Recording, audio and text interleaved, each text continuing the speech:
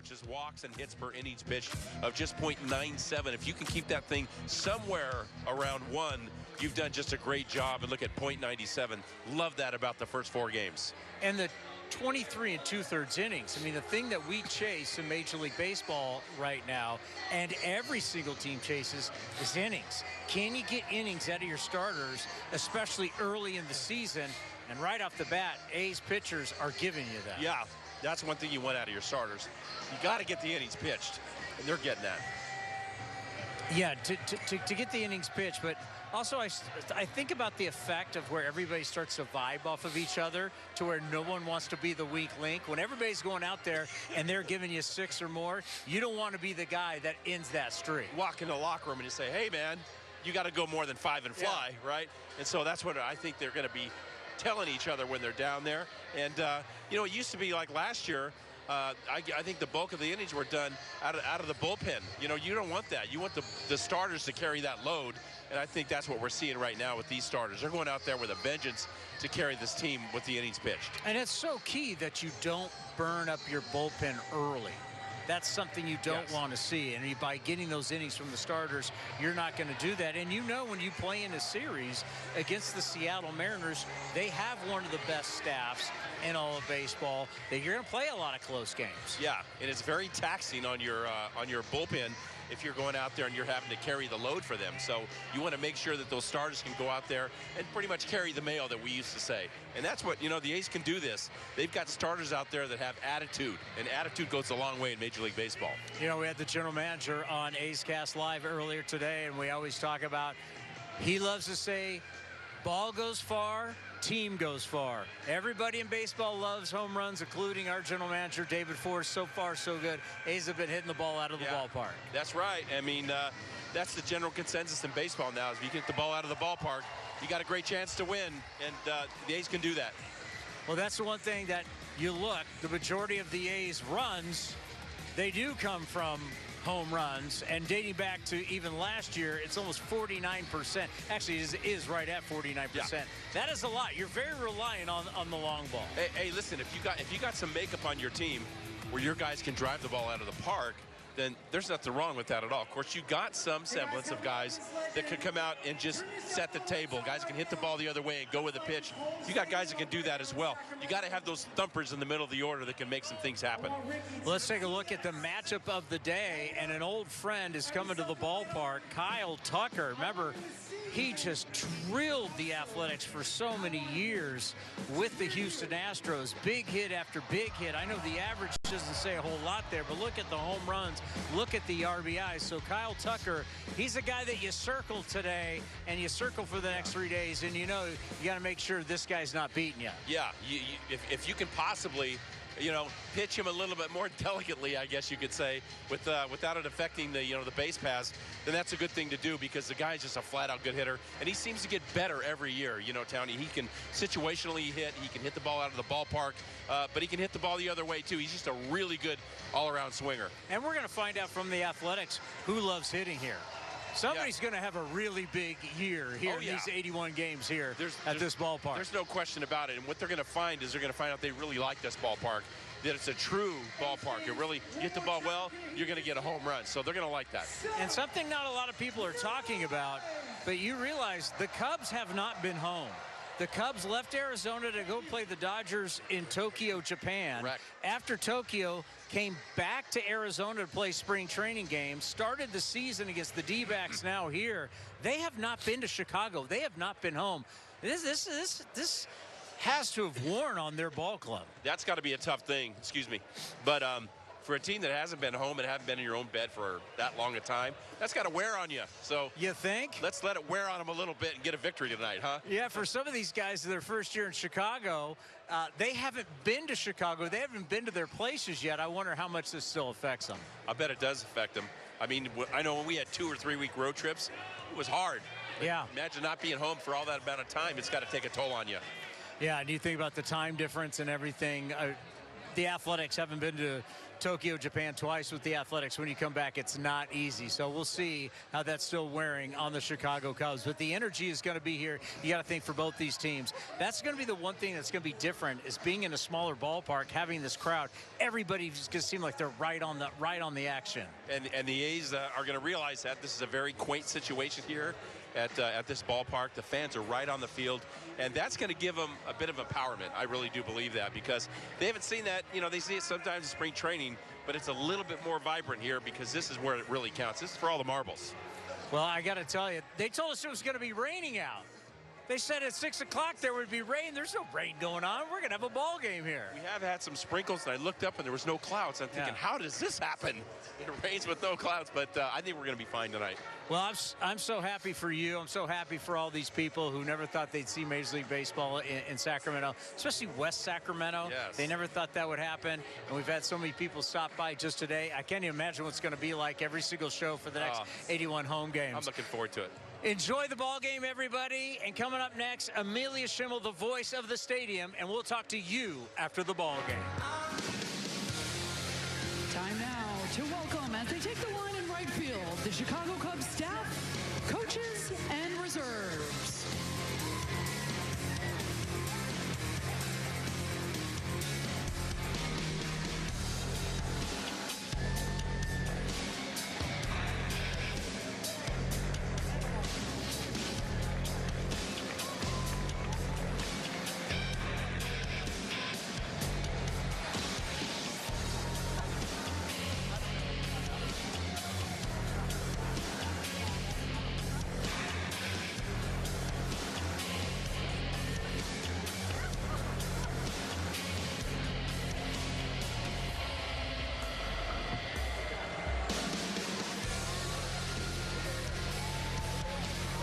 For the starting lineup for the visiting Chicago Cubs, as announced by manager Craig Counsell.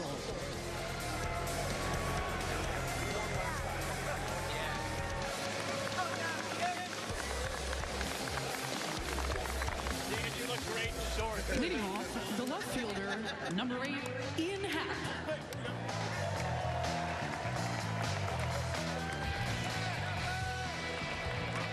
Batting second, the right fielder, number 30, Kyle Tucker.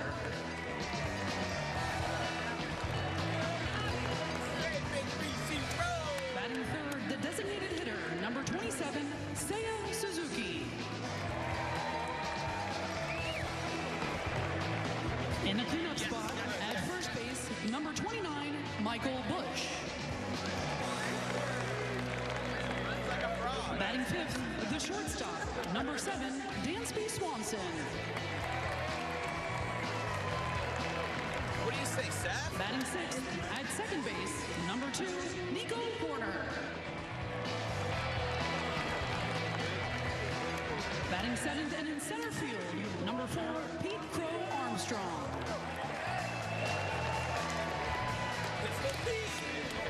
Batting eighth, the third baseman, number 6, Matt Shaw. Batting ninth and catching, number 15, Carson Kelly. On the mound for the visiting Cubs, number 32, Ben Brown.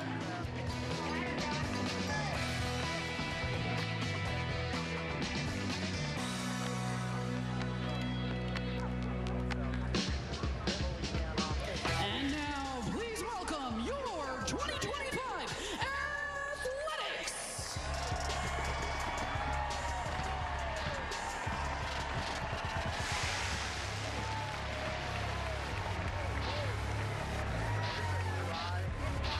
First, the staff, Director of Clubhouse and Equipment Operations, Matt Weiss. Manager of Clubhouse and Equipment Operations, Brian Davis. Assistant Manager of Clubhouse and Equipment Operations, Mike Clippy Clavin. Clubhouse Assistant, Sean Richter.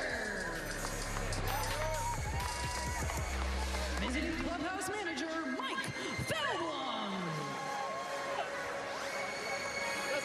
Visiting Clubhouse Assistant and Umpires Attendant, Chad Iaconetti. Sports Medicine and Performance, Brian Schulman. Head Athletic Trainer, Jeff Collins. Assistant Athletic Trainer, Nate Brooks. Assistant Athletic Trainer, Elliot Deal. Strength and Conditioning Coach, Josh Cuffey. Major League Massage Therapist, Sean Lyles. Assistant Strength and Conditioning Coach, J.D. Howell. Bullpen catchers, Dustin Hughes and Christian Malfetta. And now the athletics coaching staff. Bench coach and director of hitting, Darren Bush. First base coach, Bobby Crosby. Third base coach, Eric Martins. Hitting coaches, Mike Elshry and Chris Brown. I get the combo piece. Pitching coach, Scott Emerson.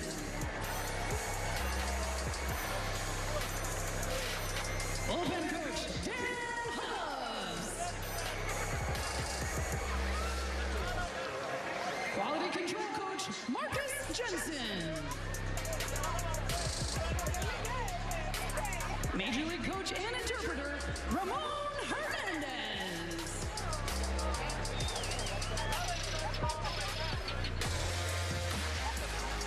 And now your 2025 Athletics Reserve. Wearing number 24, Brady Basso.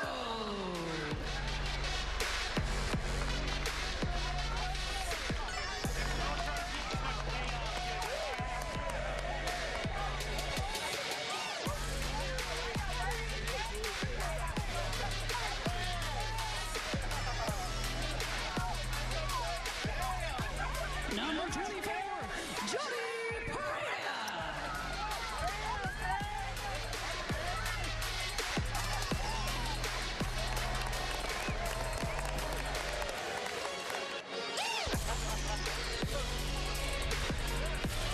Wearing 24, Justin Sterner.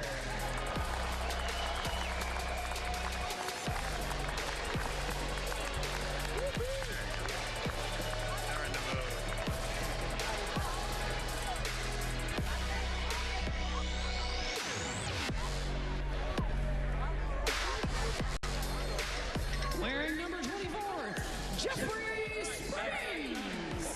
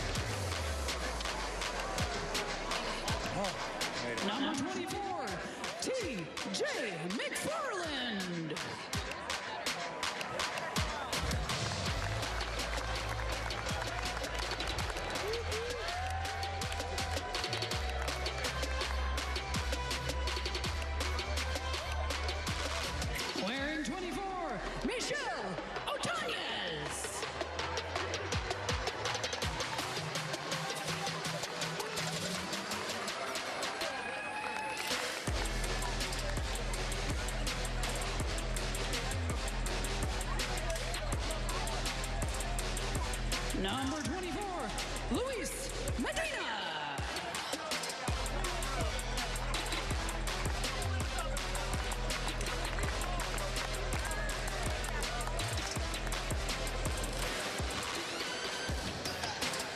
Wearing 24, Osvaldo Vito.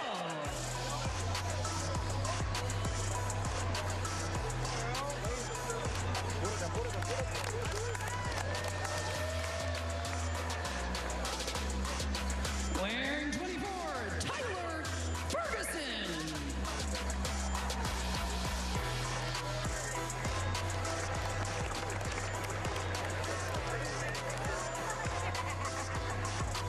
Number 24, Luis Severino.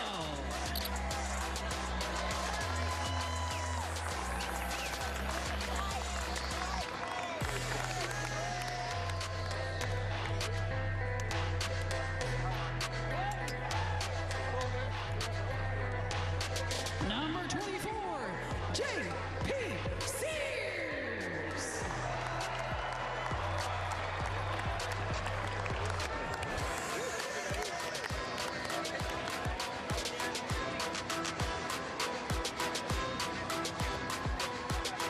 Wearing 24, Jose Leclerc.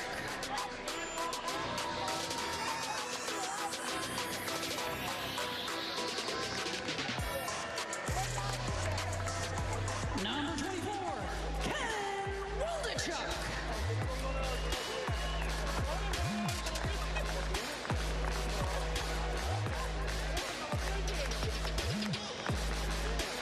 Wearing 24, Mitch Spence.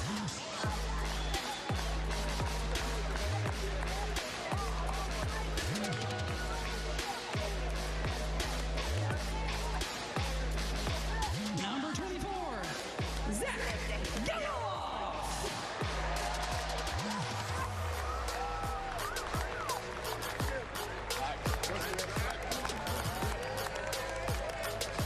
Wearing 24, Mason Miller.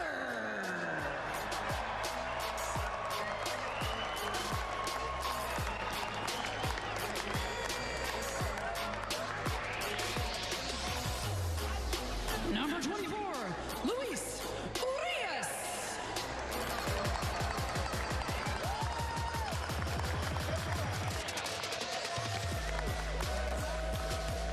Number 24, Seth Brown.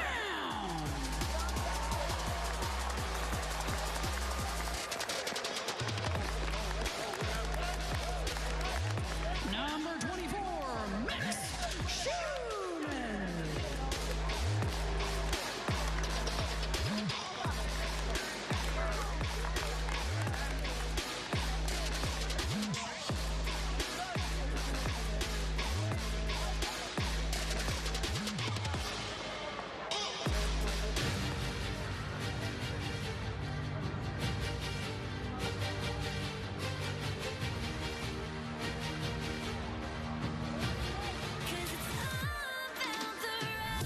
This ball is absolutely stoned.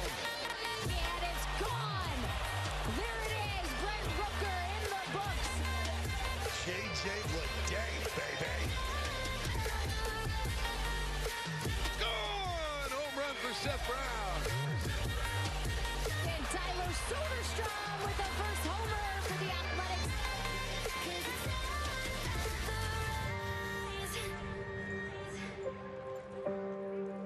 And now the starting lineup for your Athletics, as announced by manager Mark Kotze.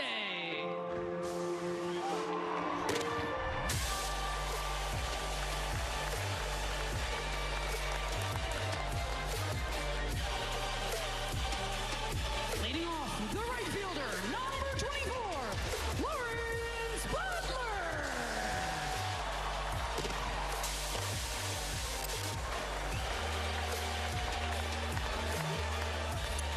Batting second, the designated hitter, wearing 24, Brent Rooker.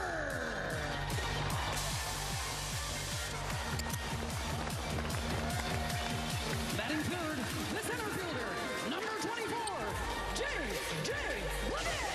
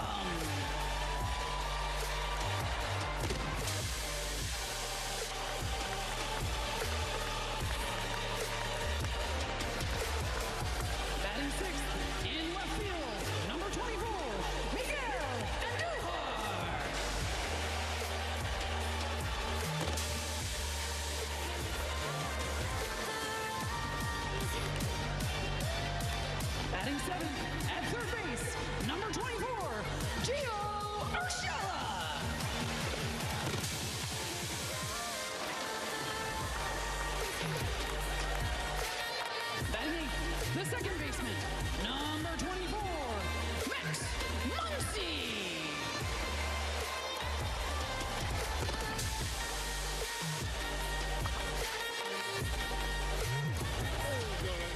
Batting ninth and at shortstop, number 24, Jacob Wilson.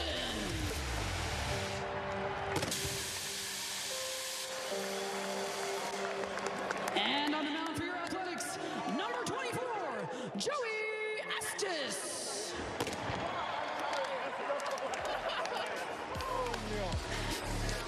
Give it up one more time for your 2025 Athletics.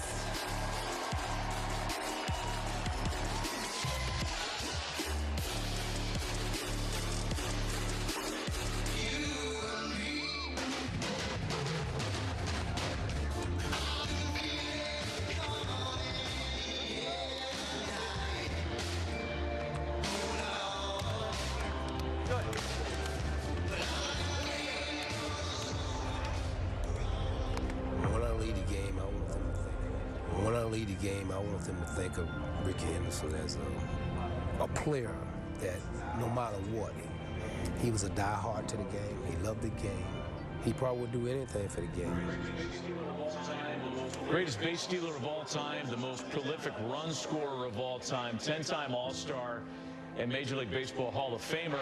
Ricky Henderson, no contest, steals third base, jerks the bag from its moorings and holds it aloft, representing number 939. He's just one of the special people that you come across in life. One of my all-time favorite people. Just the bond and the relationship of two guys that, you know, grew up in Oakland and somehow, you know, we were able to put our careers together and really do something good for the city of Oakland. The appreciation that I had for him, being from Oakland, making to the big leagues, being the player that he was, and transcending the game, because when I saw Rick, it wasn't just a baseball player, he was an entertainer. From the way he wore his pants, to the way, you know, he popped his collar when he on runs, where he would snatch the ball when he caught it. All those things I did because of him. The one thing you always got with Ricky was that laugh and that smile. You know, in order to play this game well, you got to play relaxed and happy. Nobody that I ever played with or even know of had more fun than Ricky. Ricky's biggest asset was fearlessness.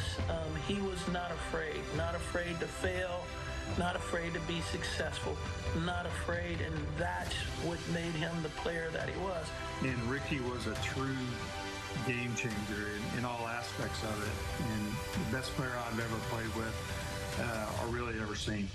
I would like you to remember that kid from the inner city that played the game with all his heart and never took the game for granted. Ricky have tears in his eyes. Ricky have love in his heart for you.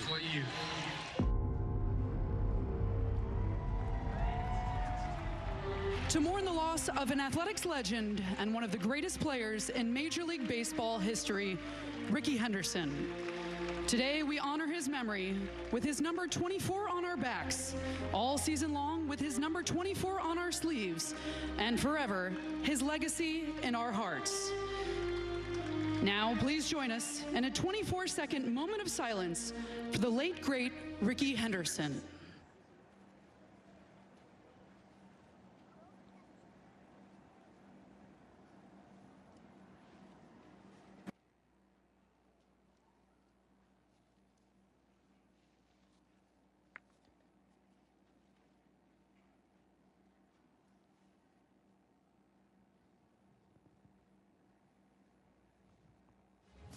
Thank you.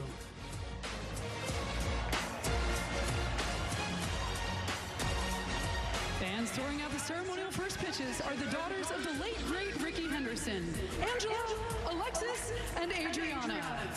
Catching the first pitches, A's outfielder Lawrence Butler, Ricky's childhood friends Dave Stewart and Fred Atkins.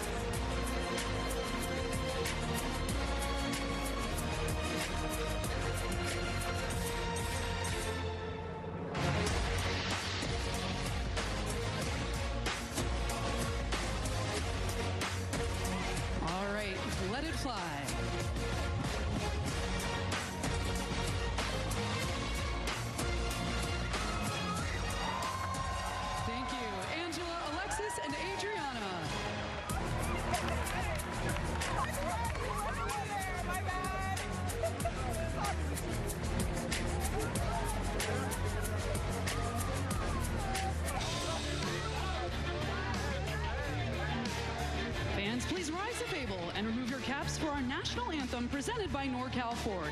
Here to sing the anthem is a top 10 finalist on NBC's The Voice and Sacramento native Shane Q. Take it away.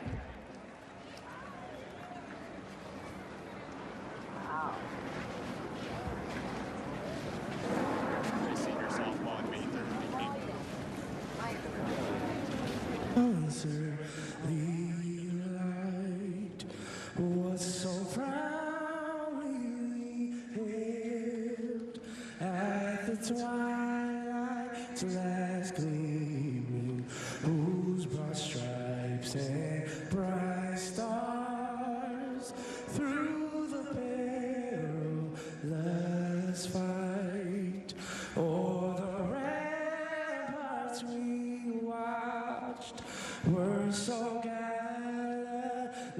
streaming, and the rockets red glare, the birds bursting in air, through the night, that our flag was still there. Oh, say does that star-spangled banner yet wave o'er the land of free and the home of the brave.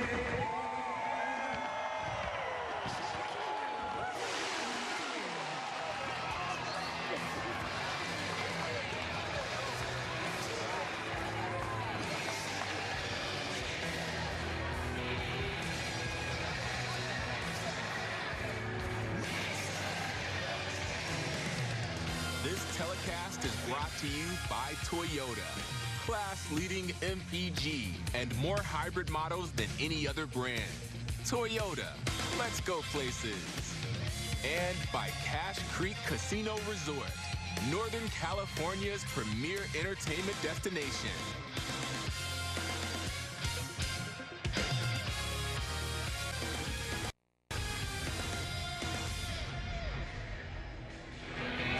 The Braves have staying power. Just an absolute powerhouse. Big-time bombers in the lineup that could really, really hurt you. They're going to be a force again. Your 2024 National League Cy Young Award winner. This is what the greats do. Watch him go to work. Swing and a miss. What a way to finish for Chris Sale. Explosiveness with the velocity, with the nastiness of his pitches. The man is on fire. He is MLB Sonic the Hedgehog. That's what I do every day. Play baseball and have fun. Braves just keep on rolling. A star is born, talking about Jackson Churio. Churio flips the scoreboard with a four-pointer. It's coming into his own right before our eyes. That truly believe in the presence and the person that Jackson Churio is. You have to love the versatility he brings. He can play left field, he can play right field. Youngest player in MLB history to record 20-plus homers, 20-plus stolen bases. This is the first Brewer that had 2 home runs in a postseason game. Jackson Churio!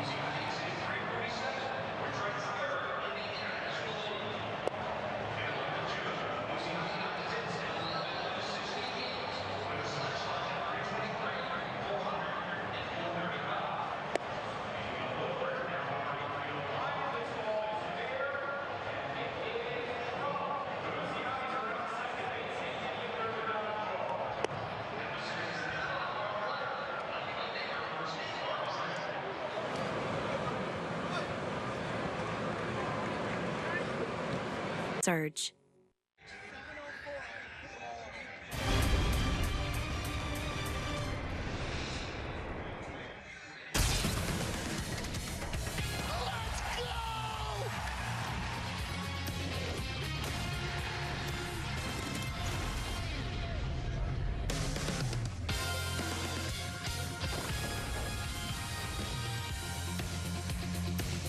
Opening week is brought to you by PNC Bank.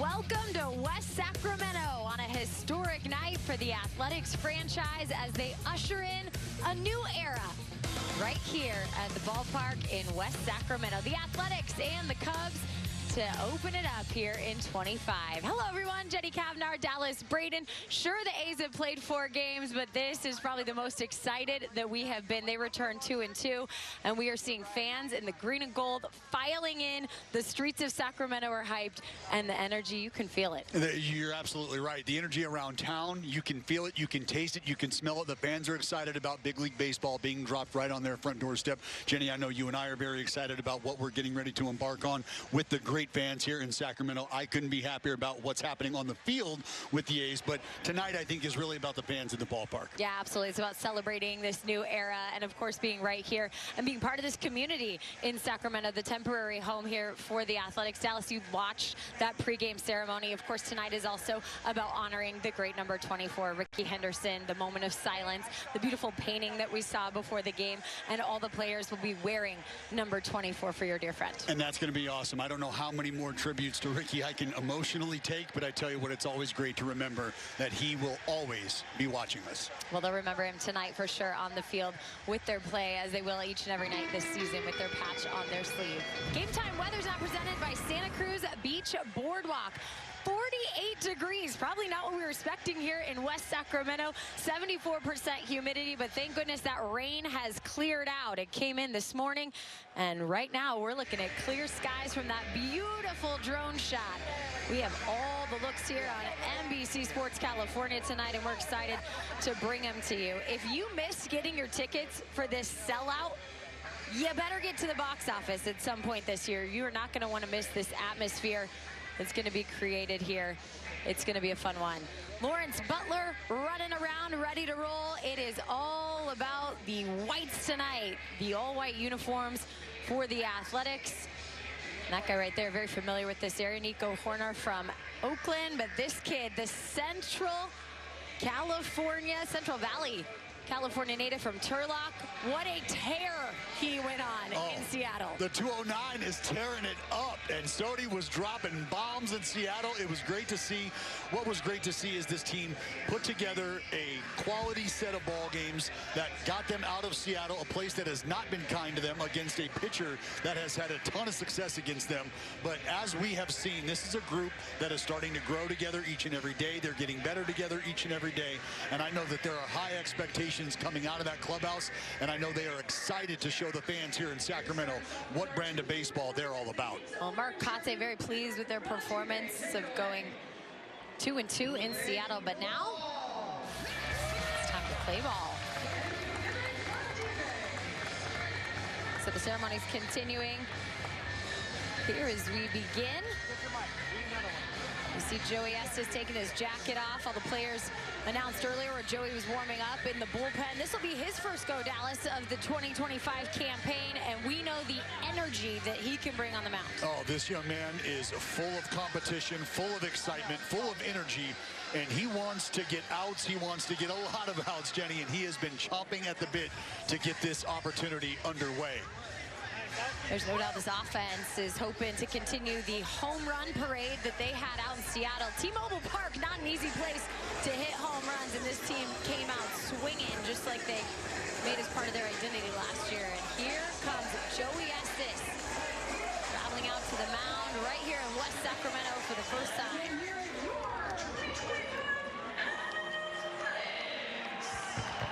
And the team will take their field. Again, everyone wearing number 24 tonight to honor the late, great Ricky Henderson. And as always, Joey Estes honors his brother-in-law, who tragically passed away last year, writing his initials in a heart behind the mound. It'll be emotional today. I think emotional for Joey to get this honor here in the very first game. Emotional for this team. They've been anticipating what it might be like, but to get in the field, to get in the batter's box, it'll be interesting. Interesting as well for the Chicago Cubs, the National League Central team. Visitors in, and Ian Happ leads them off.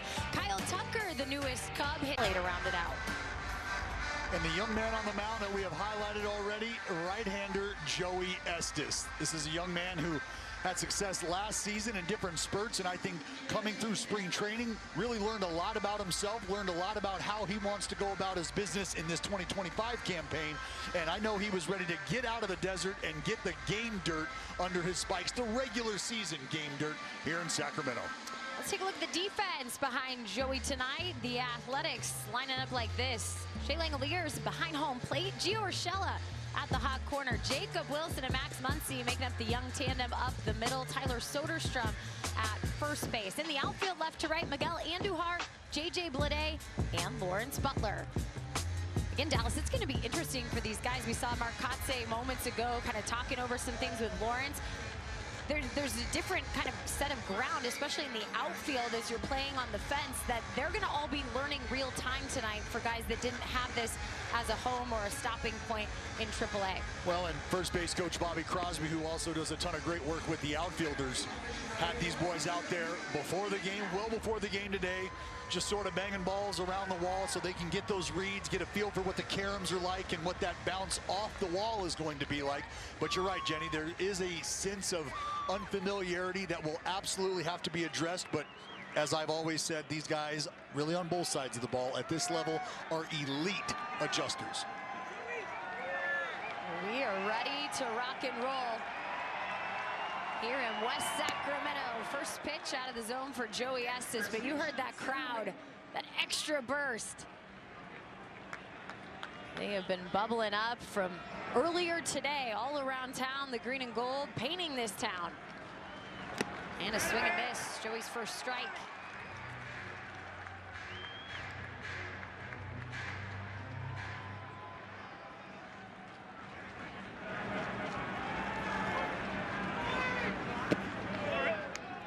The starting pitchers did a fantastic job the first 4 through in Seattle. You talk about a group that collected a ridiculous low ERA, Dallas. We're talking a 1.14. We'll get back to that in a minute as we look at the umpiring crew. Adrian Johnson is the crew chief tonight, calling balls and strikes. Quinn Wolcott at first, Ramon De Jesus at second, and Brian Walsh to round him out. It'll be a leadoff walk for Ian Happ. Joey will have traffic early with Kyle Tucker coming up. Well, Jenny, you take a look at this work right here, and this is exactly how you'd like to start the season. You go through 4/5 of your rotation. The first 4 guys give you at least 5 innings and no more than 1, maybe 2 runs. And that is outstanding. Did a great job of getting punch outs when they needed to. They had great defense behind them unfolding throughout the series. It was really fun to watch those guys get on the mound and attack. That was it from Jump Street with Luis Severino, the big acquisition in the offseason for the Athletics, coming in and setting the tone. He had to get through traffic, and right now it's going to be a tough play. Tyler Soderstrom can't get to it down the first base line into left field. Ian Happ's going to head over to third. That ball's still available, and finally Lawrence Butler picks it up after it caromed off the wall, and those are those angles that we're talking about in a new ballpark. Well, you're absolutely right. It's a fastball up and in, starts to come back just a bit, and Kyle Tucker, one of the best in the business these days, able to keep the barrel close to the body line. He's able to find some space here between Soderstrom and the first baseline, just out of the reach of Sodi. Jenny, you're right, as that ball caromed off the point there just beyond first base and shot back out into shallow right field. Lawrence Butler had to reroute. Max Muncy, who's playing second base this evening, was trying to figure out, all right, are you going to get it? Am I going to get it? And let's take a look. This is what we're talking about. It hits right off the base of the wall, and you can see Munz kind of looking at Lawrence. Lawrence having to reroute. Seiya Suzuki watches 2 balls.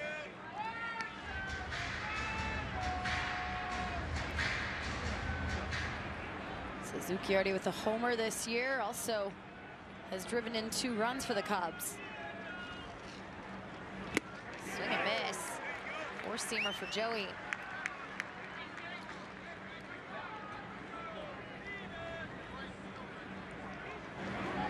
Nobody out, and 2 in scoring position here for Chicago.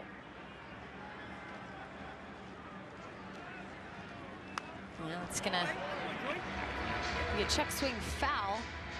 As you look at Chicago, Dallas 2-4. They've played more games than a lot of teams because they began against the Dodgers in Tokyo, Japan. Lost both of those games and just finished off a 4-game set in Arizona where they split the series against the Diamondbacks. This one in the air, lifted towards left field. Going back towards the track is Miguel Andujar. He'll make the catch, and in comes the first run of the ball game. Ian Happ scores on a sacrifice fly to left.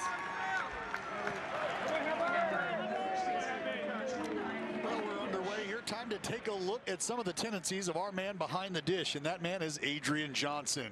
Longtime big leaguer, 17 seasons under his belt on the MLB staff. 3rd season as the Chief. Extremely tight strike zone, however, and it even shrinks a little more once you start to get to 2 strikes. Nothing a pitcher wants to hear. The lefty Michael Busch, a ball outside.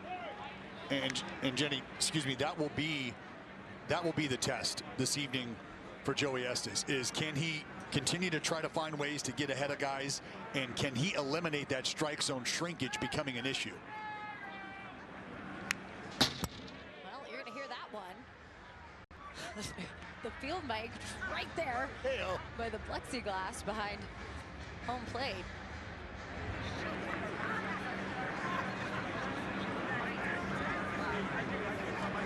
But you know what we do have? The fly cam. The newest, greatest tool. This one to right field. Lawrence Butler moving back in the first home run here at Sutter Health Park belongs to the Cubs, and Michael Busch's 2-run shot makes it 3-0.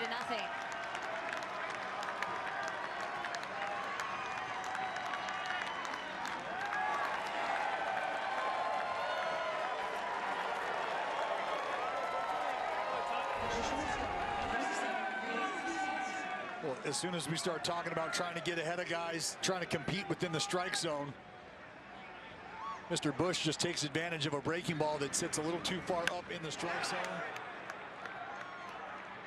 And unfortunately, this is just a byproduct, I think, of early on falling behind guys and knowing, hey, I've got to start to get back in the strike zone. I have to start to force the issue almost.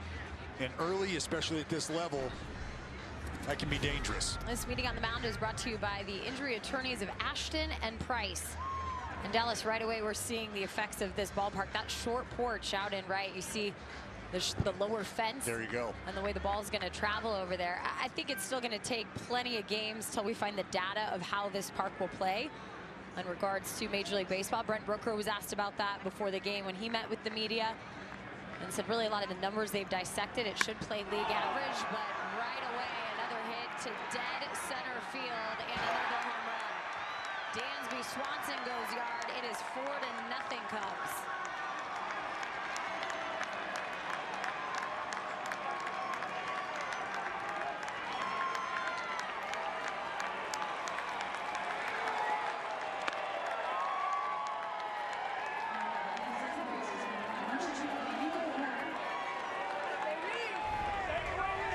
Well, I think it starts with location. Fastball center cut about 92 miles an hour, and Dansby Swanson put a great swing on it and was able to keep it fair. Nico Horner called strike.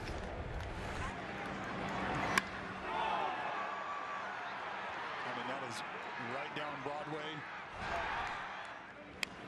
Here's a ground ball in the infield. Jacob Wilson will make the play over at first. A close one, but gets the out of Nico Horner.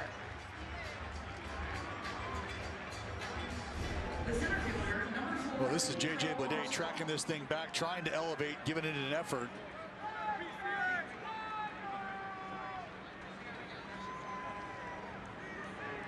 Joey just trying to compartmentalize the frustration right now. That'll bring up the left-handed hitter Pete Crow Armstrong.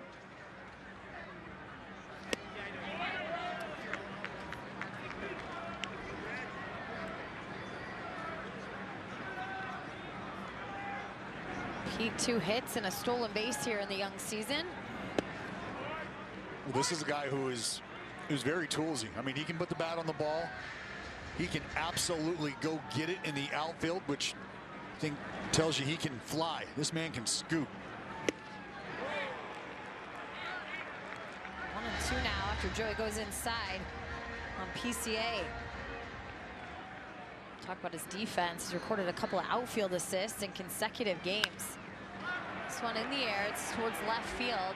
Going back will be Urshela. He can't get there in time as it bounces foul. That's going to be an interesting spot as you look back at the Coliseum last year. A lot of foul ground that Joey really took advantage of. Well, I think any pitcher, when you start to think about your confines and the ballpark that you're playing in, I mean, this is going to be quite an adjustment, and it's not necessarily an adjustment in how you attack guys per se, but more of an adjustment because there are going to be some balls that end up in the stands, front row, first, second row, that were absolutely outs for you last year, and that's just going to take some getting over mentally. Here's the pitch, and it's fouled again.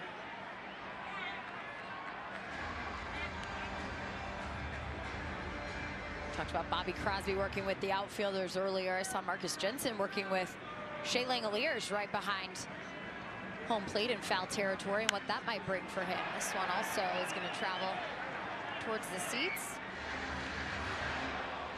Yeah, and I think for Shea in that instance, you know, just trying to, in a pass ball situation or wild pitch situation, understanding how that ball is going to kick. 2-2 now.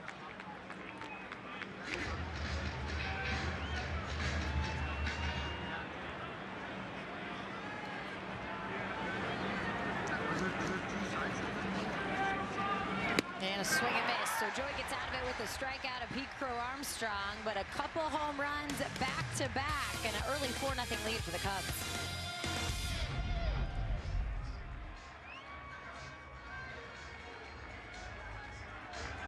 Talent-wise, with the Correas and the Royce Lewises and the Buxtons firing at the height of their power, they're probably the most talented team. Royce Lewis puts his team on top. Postseason monster, we all know that. Grand slam, Carlos Correa. With Byron Buxton, it's the tools, the speed, the power. He knows one speed, and that's to go get it. I think that we're a great team. I think we know we're a great team. The Twins have the most talent in that division.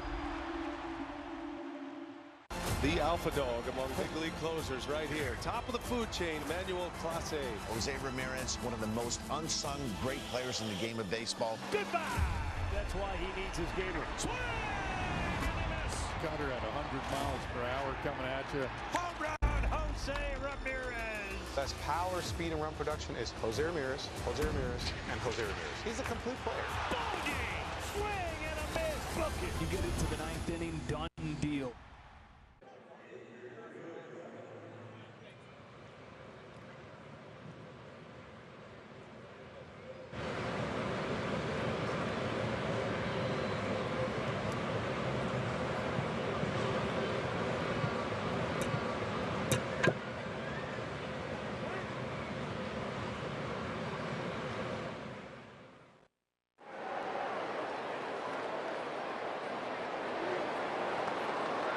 For the green and gold to strike back. Cubs took a 4-0 lead off a couple home runs. Here's a look at the Athletics lineup. Brent Rooker hits behind Lawrence Butler, who will lead it off after Rooker. You have J.J. Bleday, the left-handed hitter. Then it's Shea Langoliers cleaning it up. Tyler Soderstrom, Miguel Andujar, Gio Urshela, Max Muncy with his first big league home run out on the road, and Jacob Wilson in the 9-hole. Here's the pitch to Lawrence Butler, and that's high. Butler with the fluorescent green accents to the wedding gown whites. That is a good look. Popping. And we're already taking notice of how the young right-hander on the mound, who goes by the name of Big Ben Brown, is going to attack Lawrence Butler. He wants the fastballs in, and you're going to get a steady diet of fastballs and curveballs from this big fella. And as soon as I say that, we see a changeup. That's only really been a pitch that he's flirted with a few times in his outings. We saw it some in spring. Obviously something he wants to be able to take with him into ball games to give him something to think about. And a swing and miss from Lawrence. So he goes back to the four-seamer. For Ben Brown, he's already appeared this season. This is his first start. Yep. He came out in relief when they faced the Dodgers in Tokyo, and now an opportunity to be a starter in that rotation. Swing and miss for Lawrence, and the first strikeout for Ben Brown. Here's a look at the Cubs defensively today. In the outfield, left to right, Ian Happ, Pete Crow Armstrong, and Kyle Tucker. On the infield, Matt Shaw on the hot corner, the rookie there. Dansby Swanson, a Gold Glover. Nico Horner, a Gold Glover up the middle. Then it's Michael Busch at first with Carson Kelly catching Ben Brown. And that'll bring up the Germantown, Tennessee product, Brent Rooker, and a called strike off that curveball. The knuckle curve featured about 54% of time. So it is favored, but Dallas, you mentioned that changeup. He's gonna have to increase that at some point, it feels, in his repertoire. And Brent Rooker, a line drive to left field. The Rooker in the books here in West Sacramento. A hit for Brent Rooker with 1 out. Well, that's exactly what you like to see, especially if you know a guy's going up there trying to force feed you fastballs. You're going to get a steady diet of those fastballs at the top of the zone. Brent Rooker, no problem getting on plane with a heater. Dansby, who's already left the ballpark, trying to make a good effort at that. Pitch to J.J. Bleday, he swings at it. A grounder over to Horner onto Swanson. At first, though, safe as J.J. beats it out. So it'll go to fielder's choice, 6-4, and now 2 gone. And something else that we noticed in that series up in Seattle, and I think the reputation of that pitching staff probably had a lot to do with it, but a very aggressive approach early in the count. Now with a guy like Ben Brown out there, who, as we've already highlighted, will be delivering a lot of fastballs, do you wait him out to see what the command is like? Can he command the off speed?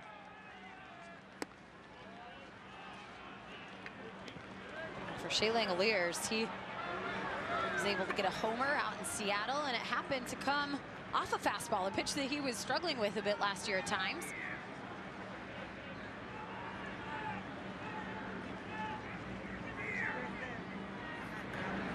Here's the 1-0, and that's going to miss low and away. Here's a snap throw back down, but back safe is Bleday. Well, let's take you back to Saturday. That's when the long ball flew from Bryce Miller, pitch up and in, and the fact that Langoliers was able to cover that up and in and out of the zone in both directions. Very, very impressive. That just speaks to how strong this dude is. He was a Sacramento native, though, and Tyler Ferguson making that sick catch out there in the bullpen. Yeah, Fergie. Now, that wasn't the first time we saw Fergie try to take off after a souvenir. It's good to see the home runs come out. A homer each of the games. Tyler Soderstrom led the charge with 3. Langoliers, chopper up the middle, and it'll be Horner playing it on the left side. He bounces it over to first, but Michael Busch with a good catch and the final out. So Brent Rooker had a hit, but a runner left on. The 1-4-0.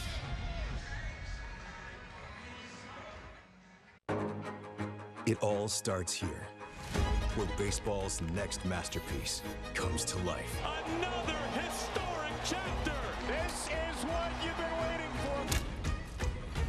Aaron Judge, Gunnar Henderson, Bobby Witt Jr., Shohei Ohtani. It's time to unleash the colors of the 2025 season on baseball's center stage.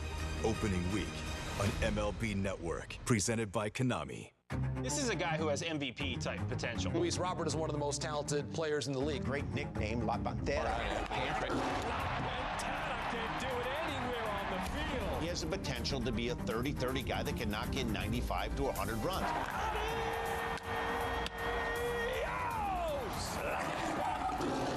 As a fan of the game, there's nobody I enjoy watching in center field than Mr. Luis Robert. La Pantera.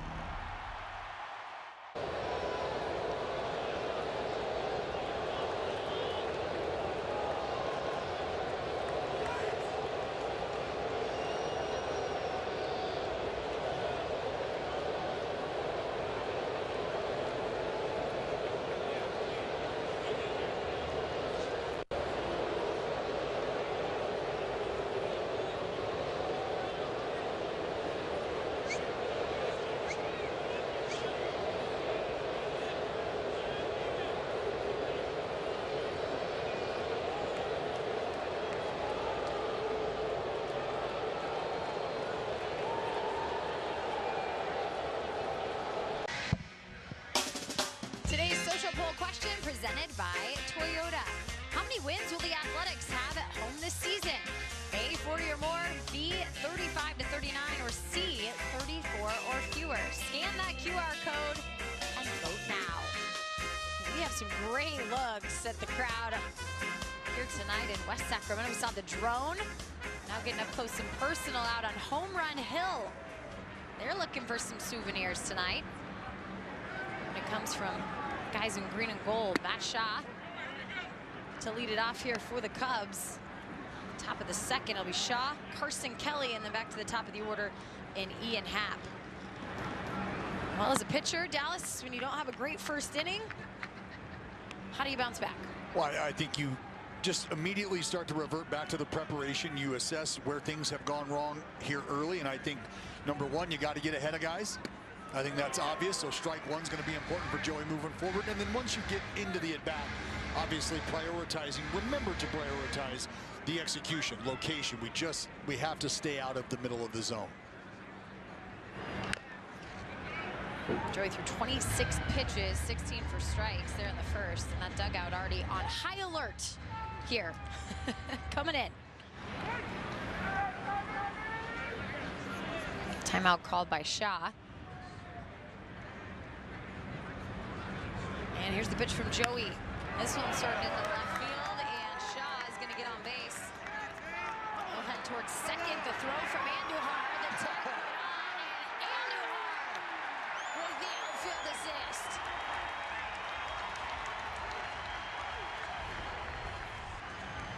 Not on Miggy. Not today.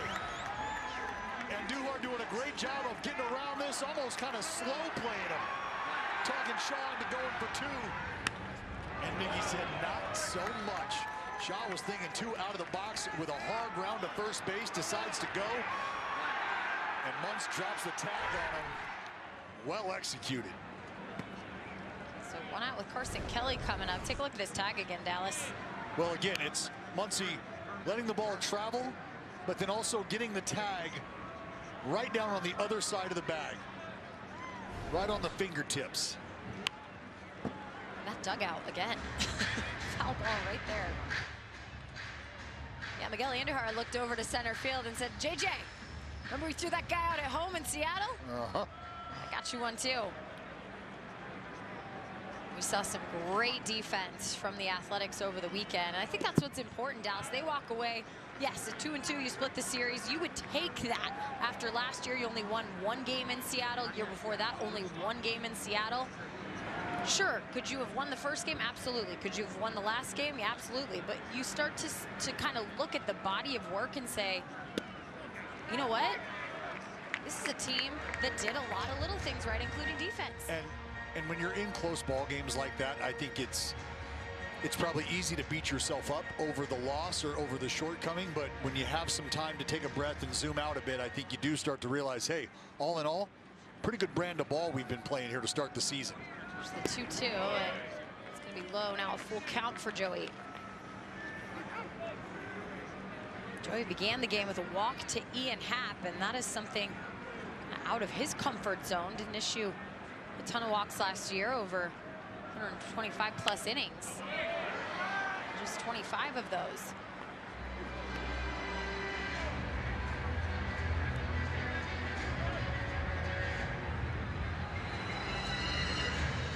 You can see Stomper over there on the first base dugout. Getting after it. Place in his new home. That's going to miss inside. So another walk here in the ball game as Carson Kelly heads down to first, and there's a look at Stomper. But, and Jenny, I can tell you, just walking through Old Town, stopped by this awesome little pizza joint, and the lovely ladies inside said, hey, we're excited about the ball game. We're excited to have you guys here. I got to ask, though, is the elephant going to be there?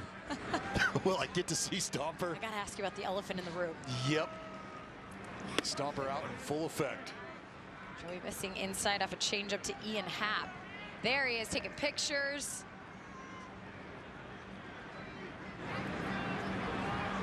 See the fans rocking the green and gold caps. They've got an image of the bridge.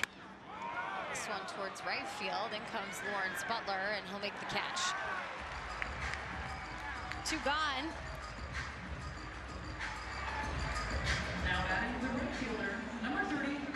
drive over the Tower Bridge today? I mean, it's kind of goosebumps. That's your ride to the ballpark. It's pretty sweet.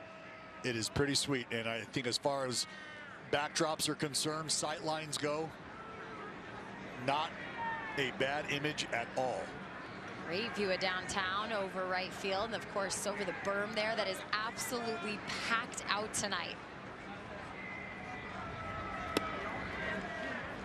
1-0 here for Kyle Tucker. Of course, very familiar with Kyle Tucker are the Athletics. Used to wear that Houston Astros uniform. Well, Kyle Tucker, I think, going to be a big part of what the Cubs are trying to do this season for obvious reasons. But you talk to guys around the game, you talk to evaluators familiar with the organization, and I think this is probably the strength of this club is their offense. The idea that they feel like they've got some pop up and down this lineup. They've got some guys that can put the bat on the ball, but I think it starts with Kyle Tucker and his presence. And right there, he sends one into center field. It's going to bounce in front of J.J. Bleday. It'll be first and second. That's what Kyle Tucker does. Just a professional hitter, 2 of them in the game now.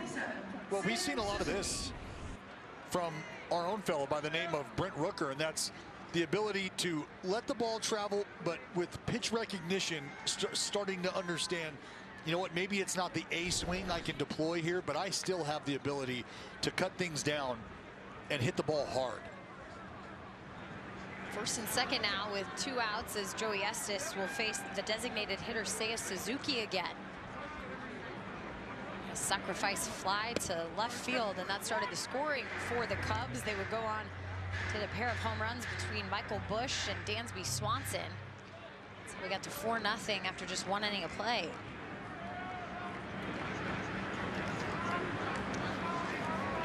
But you're right, Dallas. It's a team that its identity is so heavy in their offense. You look at a record of just 2-4 through 6 games and go, well, how?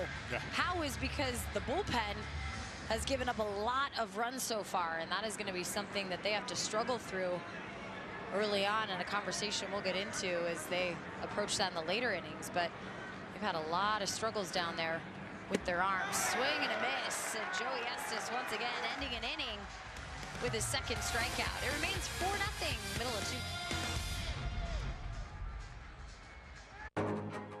2. It all starts here, where baseball's next masterpiece comes to life. Another historic chapter. This is what you've been waiting for. Aaron Judge, Gunnar Henderson, Bobby Witt Jr., Shohei Ohtani. It's time to unleash the colors of the 2025 season on baseball's center stage. Opening week on MLB Network, presented by Konami. Yordan Alvarez is just becoming this consistent hitting machine. The big man who wears 44 is 4 for 4. Face of the franchise, everything that is Houston now. He's top 5 in every category for the Houston Astros historically. Always just assume they're going to play in the ALCS. There's no effort. Boom. And you can kiss that goodbye. That's a game winner. Late inning heroics once again. He's a legend. Unbelievable.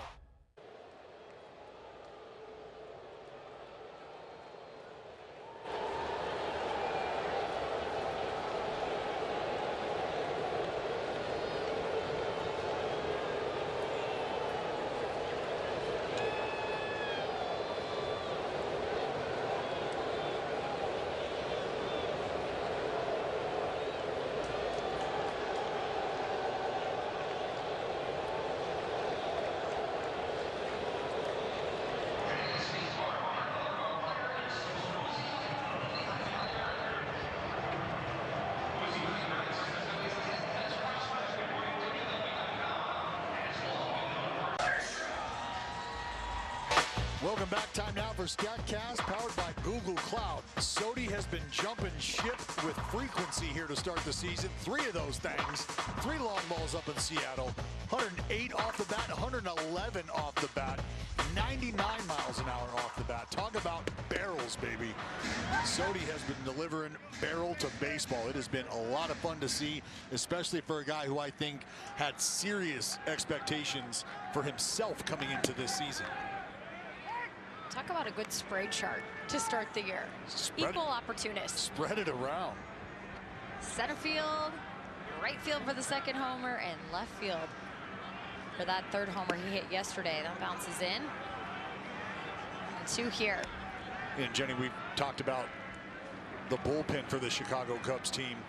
Ben Brown, I think a guy who, as we sit tonight and we'll watch him, he's already shown us 3 pitches. It's really fastball, curveball. Swing and miss for Soderstrom, so gets him on the curve, and that's something that Soderstrom had to deal with in a game a couple days ago.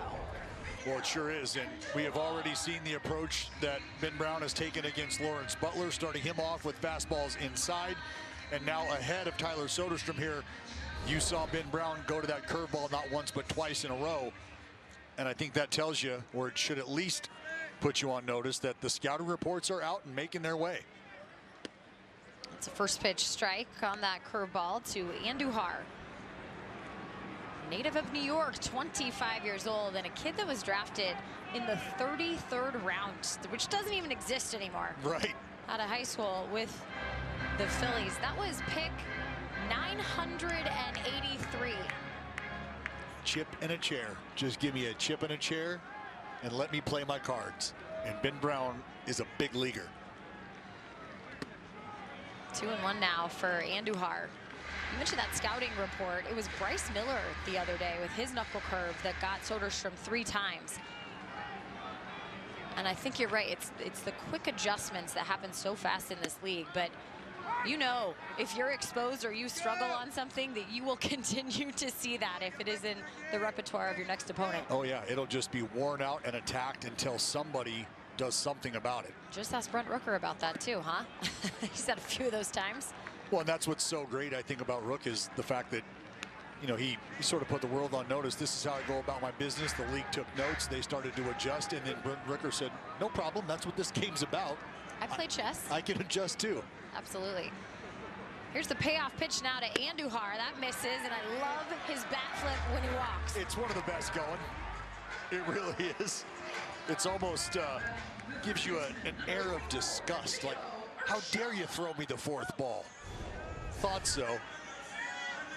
No, we're done here. Oh, yeah. And it's that way that he turns to just catch the dugout for a good 180. Gio Urshela with the ball outside. Well, Jenny, this was a fellow who this afternoon made this ballpark look very, very, very small. Very intimate during batting practice.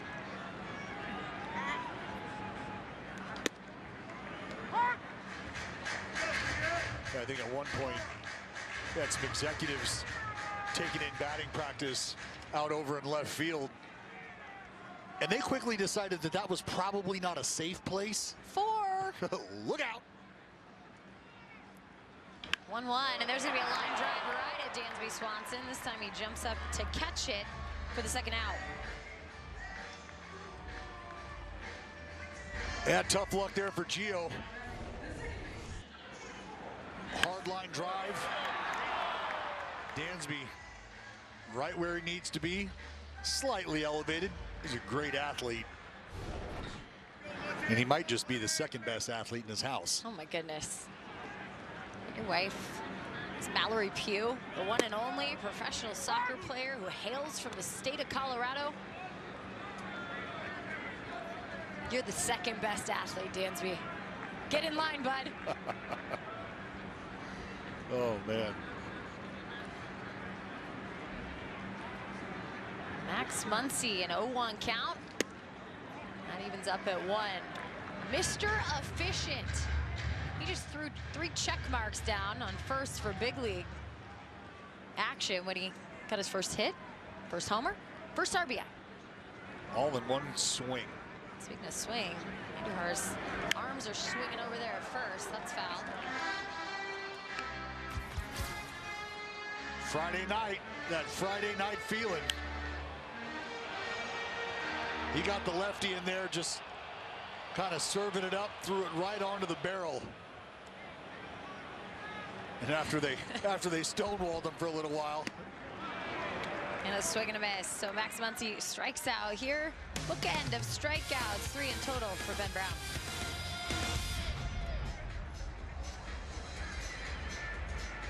Yordan Alvarez is just becoming this consistent hitting machine. The big man who wears 44 is 4 for 4. Face of the franchise, everything that is Houston now. He's top 5 in every category for the Houston Astros historically. Always just assume they're going to play in the ALCS. There's no effort. Boom. And you can kiss that goodbye. That's a game winner. Late inning heroics once again. He's a legend. Unbelievable. We got our hands up in the air, 'cause it's a party. We having fun here, 'cause it's a party. Oh my. This guy is next level. Oh my goodness. Lots of great baseball coming, and good guess, by the way. Play baseball like I'm still a young kid, like a little teenager. Good luck trying to hit that, man. It's unhittable. No way! What a moment! This is the show that never ends.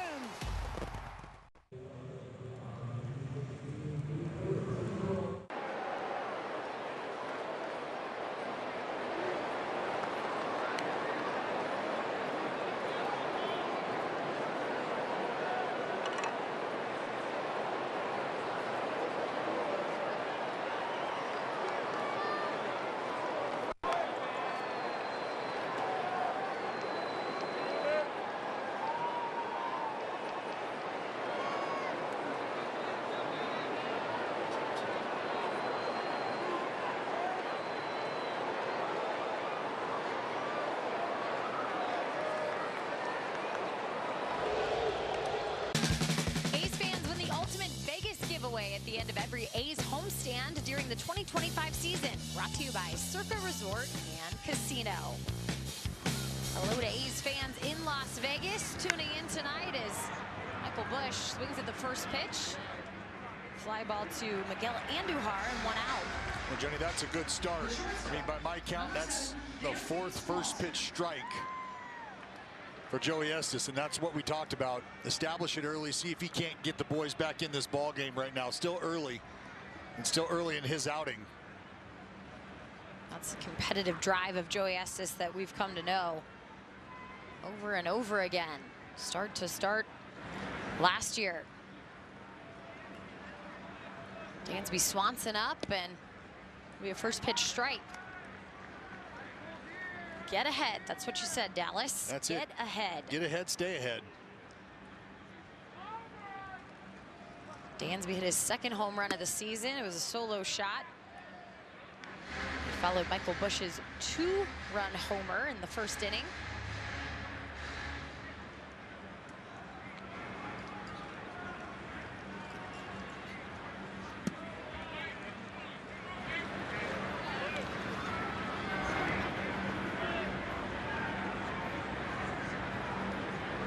Talking about Dansby's athleticism, kind of joking about his wife Mallory being a soccer player and how good she is, 2nd best athlete in the family. Well, he made a pretty great athletic play at the end of a ball game against the Arizona Diamondbacks the other day. I'm not sure if you caught that for him at shortstop, but this guy's instincts on the field, there's a reason why he's a Gold Glover, obviously, but his pure baseball instincts, so good. This one skied high, and looks like Shea Langoliers got it right onto Dansby Swanson. It's going to be interference.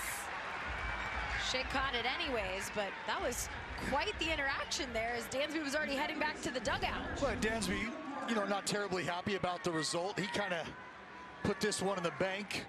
Big leaguer back there, probably going to be an out, but you got to remember to clear out. Still working here. No intent, everybody lives, we're all right.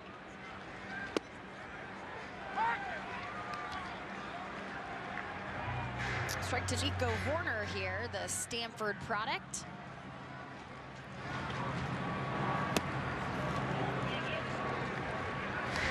Pretty big plane flying overhead low right now. We're gonna get some traffic, some airport traffic that'll come over the ballpark here in West Sacramento. We were treated to a lovely flyover before the game. This one, a liner into left field, and Nico Horner with a 2-out knock. Yeah, I am a sucker for a flyover. Oh, I saw that. You're a sucker for a lefty with a changeup and a flyover. Oh, man. I'm not sure if it's 1A, 1B, where you want to go with that. It put me in a great spot, tell you that. Unfortunately, this not the best spot, even though that bat goes down a hero here. Now watch this barrel make its way back around. Oh, my, and catch Adrian Johnson right in the top of that mask. And what you're immediately concerned with is, are there shards of wood, splinters that made their way through the mask, and is he all right? I know hanging around to talk to him. Obviously, Jeff Collins, the great trainer for the Athletics. Well, take a little listen here. See if we can't hear the impact. Here you go. Oh. Yeah. That's a rough one. Kind of do those initial concussion protocol tests on the field, make sure they don't have to sweep them away. And it looks like the crew chief, Adrian Johnson, good to go and cleared to continue here with Pete Crow Armstrong coming up. Nico Horner at first and 2 outs. Well, I know there's fans at home probably thinking, well, half these umpires act like they don't have eyeballs anyway. Well, that doesn't matter. As we told you, Adrian Johnson got 17 years under his belt. One of the best going.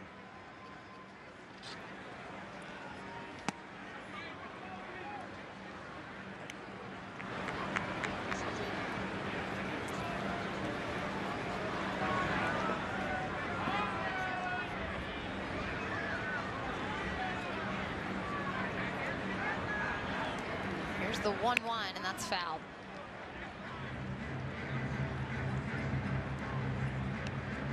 It's one of those guys, we're almost to the point where we can stop talking about Cactus League numbers, but I'm going to bring it up one more time. Pretty good, 500 was the batting average for him down in Arizona. Really got the bat going. 17 for 34 with 4 doubles and 3 home runs. He's only had 2 hits though so far in the regular season here. One of those a double in Japan. Well, if 1A and 1B are a changeup and a flyover, where you got the fly cam rated in your top 3 exciting things for Dallas Braden to see?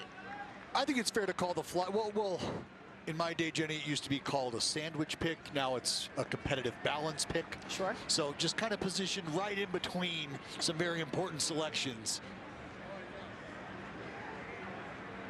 It's all fun stuff. The new tools, new season, all of it exciting. Well, I even got to take that fly cam for a spin before the game today. You want to talk about a kid in a candy store? Don't worry, it was strong supervision up here, people. I then asked, hey, can this go any faster? Is there a... And that's when I got the remote taken. Get back to your seat, Braden. Ooh. Close pitch. Just missing high, and it'll be a full count now. A full count. Horner will be off with the pitch. This one just missing, and something the Cubs do and do very well. Run the bases. Runner going on the pitch. It will be a ball outside. So a very rare game for Joey Estes from the brand of baseball we saw from the starter last year. 3 walks here in the ball game.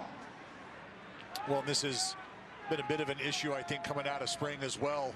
You know, you get some traffic, and whether it's either via command or mislocation, I think that was probably more of the bugaboo for Joey, because, well, I think he got out of spring training with 3 walks under his belt, but it's the hit total, right? 24 knocks in 16 2/3. So there were some mistakes made. Pitch to Matt Shaw. This one popped up. It's going to head to foul territory. Gio Urshela is there for the catch, and no harm done with the runners on the base path. They stay put. 4-0 Cubs, middle of 3. Talent-wise, with the Correas and the Royce Lewises and the Buxtons firing at the height of their power, they're probably the most talented team. Royce Lewis puts his team on top. Postseason monster, we all know that. Grand slam, Carlos Correa. With Byron Buxton, it's the tools, the speed, the power. He knows one speed, and that's to go get it. I think that we're a great team. I think we know we're a great team. The Twins have the most talent in that division. The face of the game of baseball is running through this guy right here. That dude has electricity coming out of his pores. You're changing the sport, man. I go out there every day and give them 100%. Every day he does something that draws your attention.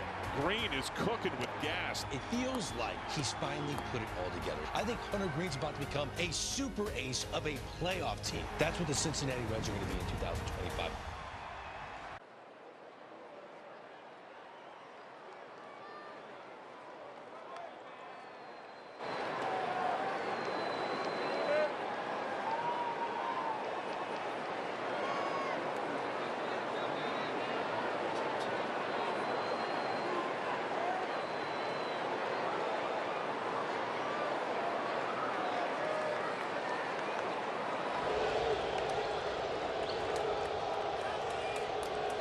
Tickets are still available for the last 2 games of this 3-game set here with the Chicago Cubs, so you can secure your very own 2025 Magnet schedule and Ricky Henderson t-shirt at tomorrow's game.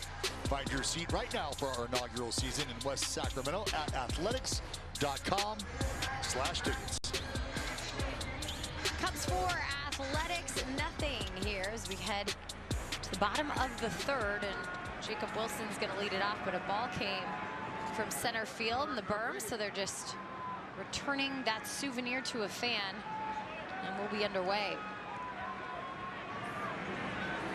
That is a great look at the ballpark here tonight. The new LED lights are popping, the new scoreboard, new batter's eye, all the upgrades. It got to Major League standards, and the team had input on it, which is cool. A lot of the guys had made a stop here in West Sacramento in their time in the PCL. And Jacob Wilson drives it in the left. Jacob Wilson strikes green and gold in Sacramento.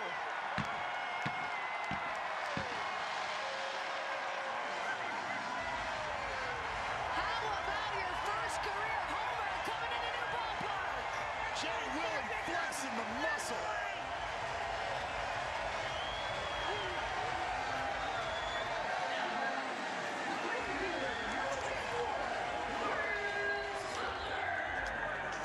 Jenny, that was a point of emphasis for Jacob Wilson heading into this season, really heading into last offseason.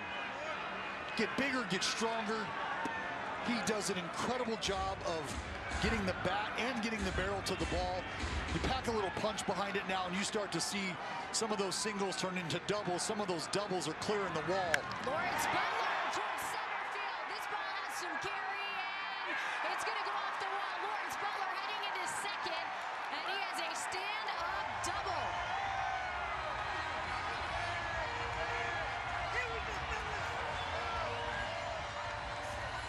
Well, we've got action here back-to-back. Start with a curveball. Oh, Uncle Charlie just sitting up top. And Jay Willie invites him to the party. Exit stage left.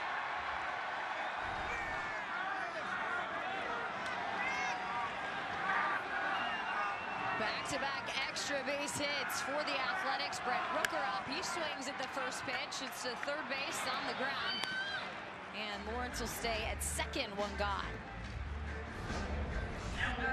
The Law Dog standing on second base right now. And it's because of this right here. Does a great job of just staying on a pitch that's away, driving it up that left center gap. And I'll tell you right now, you hit a ball that Pete Crow Armstrong can't get to, and you have struck it well. Zone 4. Stand up. Here's J.J. Bleday. J.J. grounded it into a fielder's choice back in the first inning. Came away from Seattle with a double. That's something that it felt like you were going to get each and every night from J.J. 43 doubles last year. This one skied high to right field. Charging in will be Kyle Tucker. He'll make the catch, and Lawrence Butler take a couple steps off the bag before returning to second.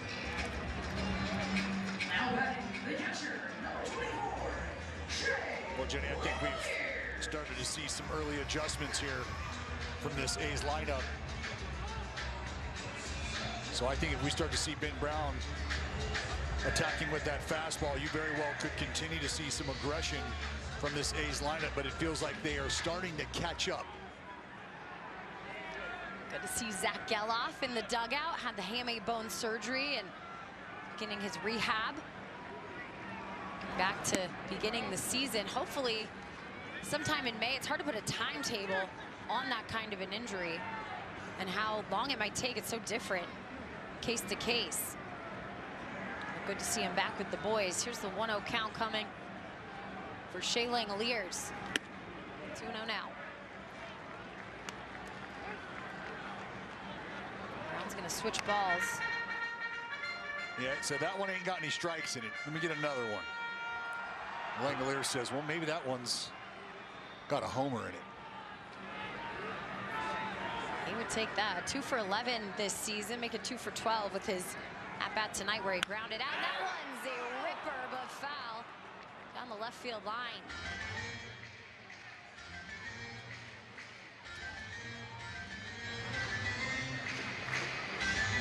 Yeah, there's a different approach, it seems like, round 2 for these boys. Sure.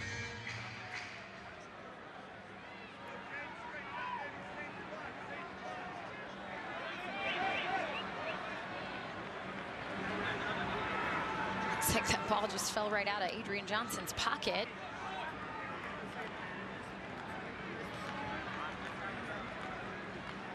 Back to play. Ben Brown comes set. Here's the 2-1.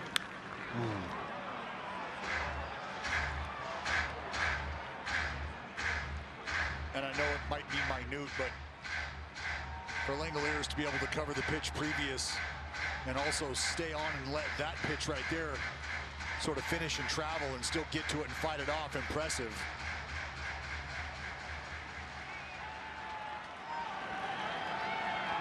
Brown at 40 pitches here.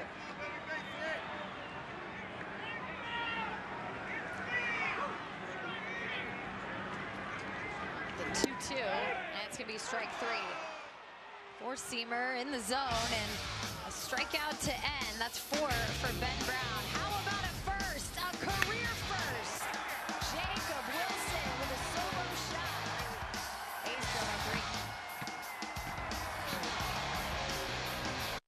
Talent-wise, with the Correas and the Royce Lewises and the Buxtons firing at the height of their power, they're probably the most talented team. Royce Lewis puts his team on top. Postseason monster, we all know that. Grand slam, Carlos Correa. With Byron Buxton, it's the tools, the speed, the power. He knows one speed, and that's to go get it. I think that we're a great team. I think we know we're a great team. The Twins have the most talent in that division. The Braves have staying power. Just an absolute powerhouse. Big-time bombers in the lineup that could really, really hurt you. They're going to be a force again. Your 2024 National League Cy Young Award winner. This is what the greats do. Watch him go to work. Swing and a miss. What a way to finish for Chris Sale. Explosiveness with the velocity, with the nastiness of his pitches. The man is on fire. He is MLB Sonic the Hedgehog. That's what I do every day. Play baseball and have fun. Braves just keep on rolling.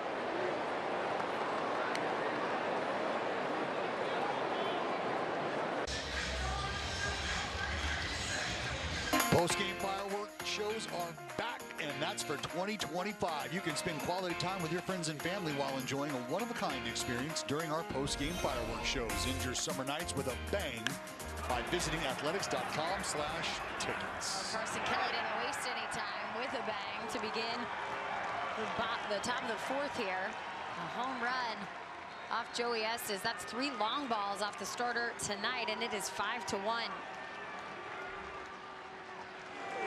Let's go. I think it was a fairly obvious question how the ballpark was going to play when you put big leaguers in this ballpark. And I think right now you're seeing some of that muscle get flexed. Back to the top of the order, Ian Happ, and there's a called strike off a sweeper for Joey. You know, it's funny just kind of listening to some folks around the cage who have been around this ballpark for a while, talking about some of the rounds of batting practice they've seen over the years. Let's take another look at this one. Low liner out of here. But they were talking and they said, well, you know, there were some balls here not too recently that looked like they were hit well, touched. Balls just sort of died at the track. And the question was asked, were those AAA guys? The answer to that question was yes. Things might just be a little different up here. You know, a lot of talk in the game about home runs right now. Dallas, of course, the New York Yankees just hit a lot of them with some new bats they've been featuring, but the bats have really been around and been out. The torpedo bat, I know you got some information on those. Yeah, the torpedo bat. There's a lot of folks that are figuring out how they can man the torpedoes themselves. And the payoff pitch missing. 4 walks for Joey Estes, ties a career high in a single game for him. Well, here it is, and as you know, there's protocol, there's rules that fall in place here, and the bat shall be a smooth, round stick not more than 2.61 inches in diameter at the thickest part and not more than 42 inches in length. The bat shall be one piece of solid wood. And so, what you've learned. Fly ball, right field. And Butler with the catch. And what I've learned is it's really about the idea of taking what we'll just call unused wood in areas of the bat and sort of compacting it and putting it right in the area where you hit the ball consistently, where you strike the baseball the most often. I mean, it would stand to reason if we can put the barrel there, you might have a little more success. And I think it's going to be something that is entertained, something that's explored, and I think eventually, just like the game of baseball itself, it all evens out and you're probably going to get comfortable with what you had. I want to know here for Suzuki. Aaron Lienhardt is a MIT physicist that's being credited for creating or innovating, or the innovation, I should say, of this bat, and that's going to be a line drive dumped into left field. So Suzuki on first, and Ian Happ moving over to second base with one gone. The first baseman, number 29, Michael Bush. I think right now it's just a matter for Joey Estes, as we've talked about really since the first inning. If you can get into the strike zone early, it helps you sort of navigate the outer limits of that strike zone, but unfortunately right now Joey just finding entirely too much of the plate, and these Cubs hitters are coming up very aggressive and they're ready to fire. This seems like a quick warm-up for Mitch Spence. No hat on, and he started throwing the ball at a pretty rapid pace. Scott Emerson talking it over with Joey Estes and Shea Langoliers. And again, that was the battle at spring training. It was Joey Estes and Mitch Spence head to head. Who's going to earn that 5th spot? And the way and the dynamic of how the bullpen was shaping up, they felt like Mitch Spence could contribute there at this moment in time while you kept Joey in that starting 5. So we already saw Mitch with some action at Seattle. It looks like he's going to get some longer action possibly here today.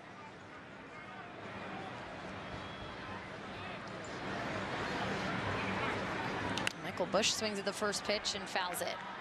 Well, that's also, I think, the thought process behind that is, you know what Mitch Spence is more than capable of doing in a starting role, and with his stuff, feels like it gives you an opportunity maybe to allow a guy's stuff in his arsenal to play up a bit out of the bullpen while still being able to give you length. Bush is already Put a good swing on it this afternoon back in the first inning. Just getting things started. He's able to sneak one over that wall out in right field.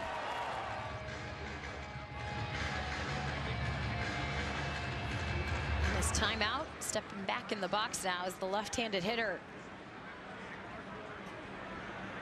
First homer, first 2 RBI of the season. Well, and I think it's worth noting that even in the one start against the Chicago Cubs for Joey Estes, things did not go well in that outing either. Want your rally towel? Show them how you wait.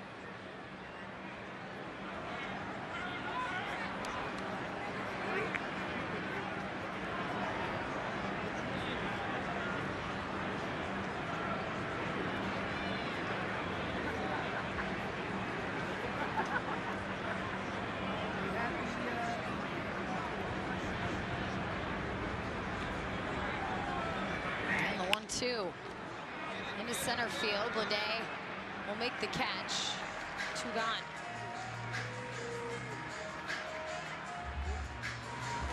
The shortstop, number 7, Dansby Swanson. I'll bring up Dansby Swanson for the 3rd time tonight. It's a homer, and he popped up in foul territory, ended up blocking Shea Langolier's vision and body. So the batter interference called him out. This one to center field, and J.J. Bleday will come and grab it for the final out of the inning. A hit and a walk, nothing else after the homer. 5-1. The alpha dog among big league closers right here. Top of the food chain, Manuel Clase. Jose Ramirez, one of the most unsung great players in the game of baseball. Goodbye. That's why he needs his gamer. Swing! Cutter at 100 miles per hour coming at you. Home run, Jose Ramirez. Best power, speed, and run production is Jose Ramirez, and Jose Ramirez. He's a complete player. Bogey! Swing and a miss. Bucket. You get into the 9th inning, done deal. This is a guy who has MVP type potential. Luis Robert is one of the most talented players in the league. Great nickname, La Pantera. Can do it anywhere on the field. He has the potential to be a 30-30 guy that can knock in 95 to 100 runs.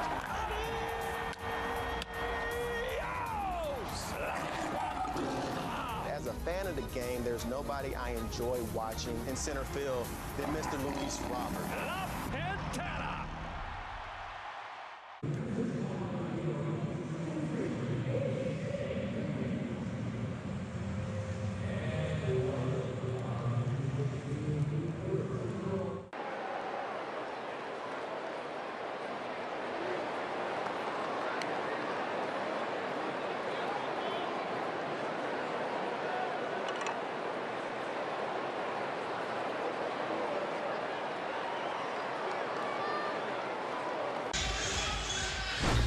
Cache Creek Casino Resort upcoming schedule. A heavy dose of the National League. This 3-game set with the Cubs continues tomorrow and Wednesday. Then back on the road to Colorado. It'll be the Rockies home opener on Friday.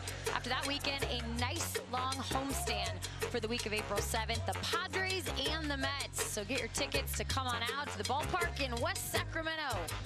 Take in the Athletics in their new home. The lawn is absolutely popping tonight, Dallas. I'm actually surprised I haven't lost you to the lawn yet. At some point, we're going to find you out there in the middle of the game. Oh, you bet you will. Tyler Soderstrom watches a fastball for a strike here to begin the 4th inning. Then Brown continues his work. Got Soderstrom to strike out on a knuckle curve. Yeah, I'm looking forward to that berm out there, Jenny. Be hard-pressed to find better patches of grass out here in California.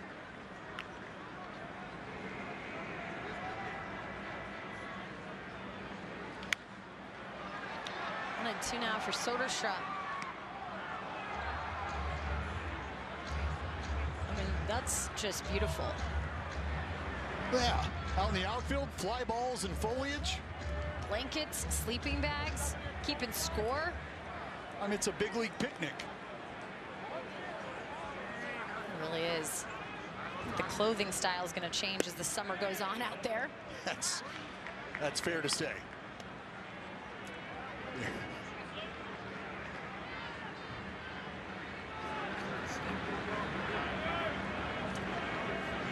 Chair, beanie, extra coat, swing and miss. Soderstrom once again.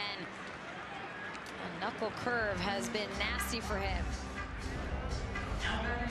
Well, and when you think about some of the adjustments that Soderstrom has made and been successful in making, you know, first it was not fishing after the fastball that was elevated. He quickly made the adjustments, was able to get on plane with heaters up in the zone, started laying off the pitches that were just higher than high and out of the zone. This one a grounder, and it has a chance to get through. It does. Miguel Andujar with a single up the middle. And Miguel's now reached 2 times tonight.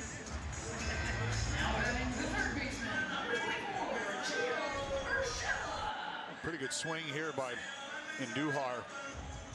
Fastball up, and we've seen this here. We saw this in the Seattle series. I think he just rifled the ball about 97, 98 up and out of the zone, but punched it through the hole on the right side. Here able to meet that thing up top as well. Side to Gio Urshela. 1 out and 1 on here in the 4th. Cubs did most of their scoring in the 1st inning. They tacked on a home run from Carson Kelly to answer back as Jacob Wilson hit his first major league home run in the 3rd inning. Crowd going nuts here in West Sacramento. We saw the yellow towels in the air, the giveaway today for Ricky Henderson, honoring number 24.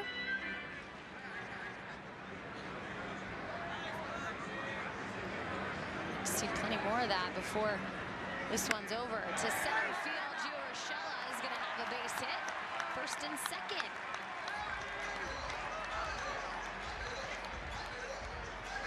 First and 2nd, A's with a couple good swings back-to-back here from Miggy and Gio. Now you got a little something cooking here. It's that curveball that stays up enough at the bottom of the zone. And Gio, even though he might look like he's a little out in front, you stay back long enough, give yourself a fighting chance, especially if you're just slightly out there and you're a little bit fooled. But Gio delivers another good swing. See Bobby Crosby giving instructions to Gio Urshela. No stranger to Sacramento, Bobby Crosby. Time with the River Cats. Bobby's brother played at Sacramento State. Here's the pitch down to Max Muncy, fouled. Well, this is where this portion of the lineup, Jenny, we have talked a lot about already here in this young season. But we've seen success come from this lineup in years past with guys able to flip that lineup card over. I think at times already we've seen Max Muncy maybe a little over his skis on some breaking ball offerings, and then we've seen him make a quick adjustment.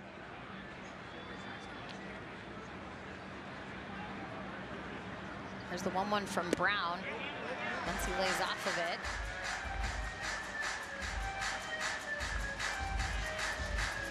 This is kind of what I was getting at. You start to see a steady diet of these big league breaking balls. You start to get a little bit better feel for where they're starting, where they're finishing. And that's all part of these guys building that Rolodex early, these young players.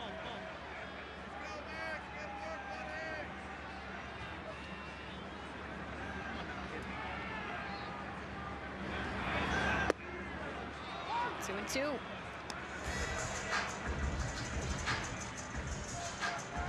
Saw a heavy dose of fastballs early from Ben Brown and really kind of mixing more or favoring more of that knuckle curve here. Look out. Yep.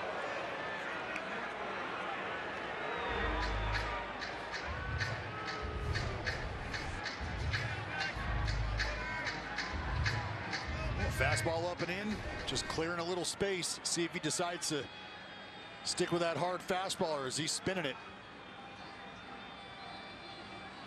Well, it looked like he was shuffling around in his glove there, maybe caught in between. Yep. So Ben Brown will reset here with a full count coming from Max Muncy. And this one's going to hit the gap. Get down, Max Muncy is going to drive it around. Miguel Andujar coming in. Gio Urshela is going to get a stop sign at third, and Max Muncy with a double to drive in a run. It's 5-2. Atta baby Muntz. Exactly what you want to see from the at-bat there from Max Muncy. You got a good look at a curveball that was up in the zone. They tried to go back to the fastball, probably wanted it a little higher than they got it, and Max Muncy made him pay. Sends a rocket up into that right center gap again. Pete Throw Armstrong all over it. Great hustle. But Andujar coming around says, I got you, no problem. And wisely, Eric Martin's able to get up there and hold Gio over there at third base. And the Athletics are starting to chip away right now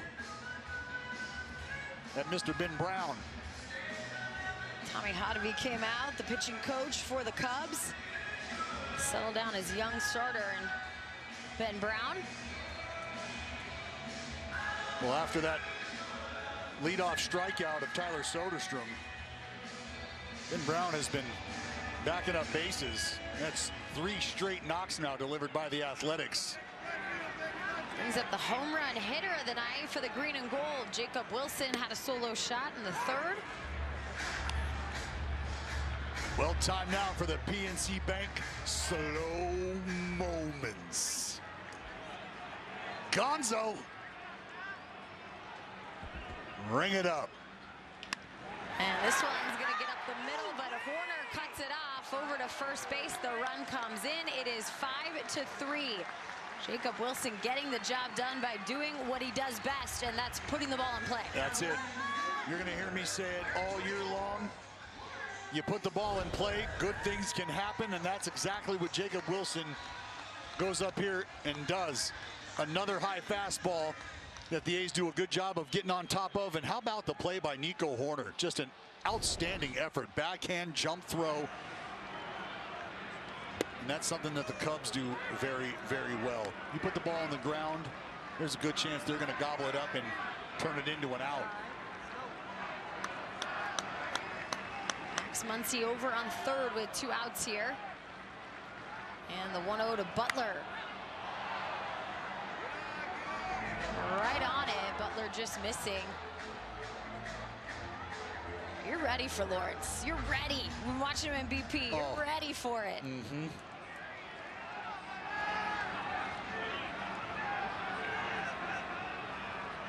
The 0-2, that's on the ground, right to Horner.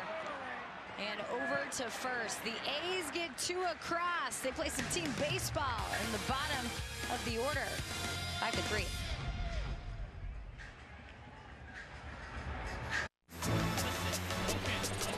We got our hands up in the air, 'cause it's a party. We having fun here, 'cause it's a party. Oh my!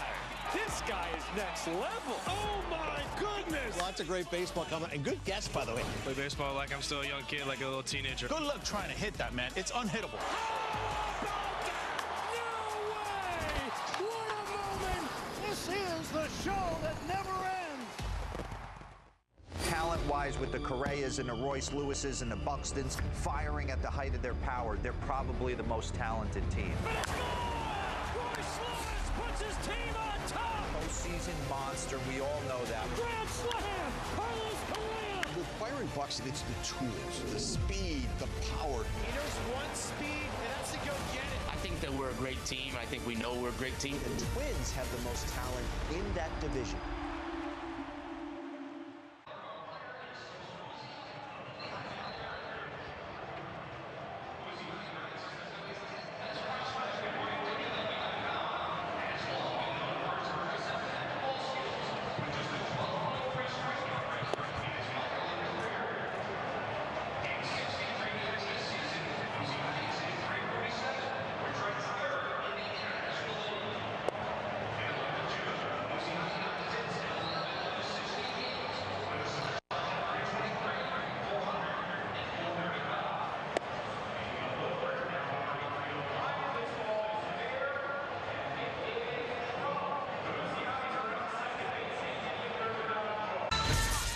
opening week is brought to you by PNC Bank. Jenny Kavnar, Dallas Braden back with you. I think everyone was curious how the ballpark in West Sacramento was going to play. We found out pretty early.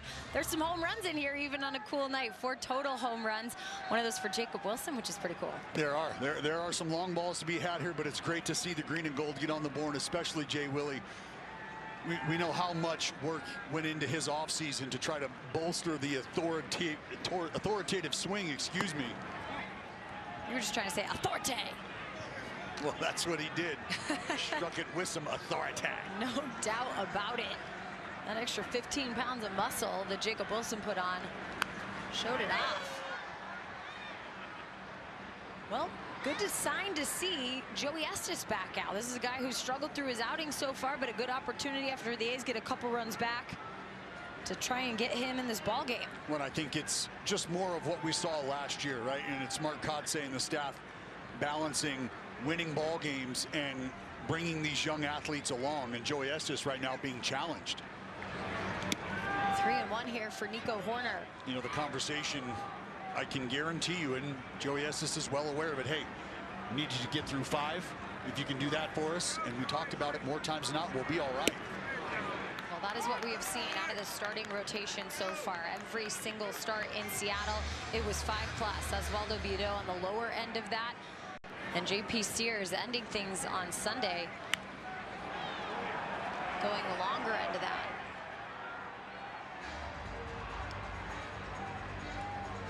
There's the replica tower bridge in the outfield, the playground. Fun to bring your kids out. Look, we're playing catch, we're playing on the swings, we're watching baseball.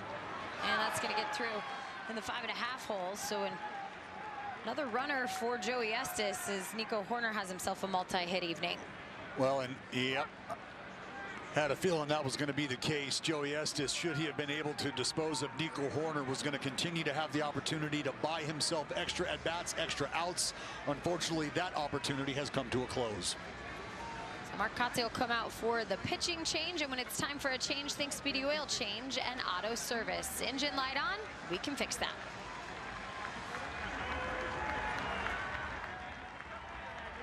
This is a guy who has MVP type potential. Luis Robert is one of the most talented players in the league. Great nickname, La Pantera. He has the potential to be a 30-30 guy that can knock in 95 to 100 runs.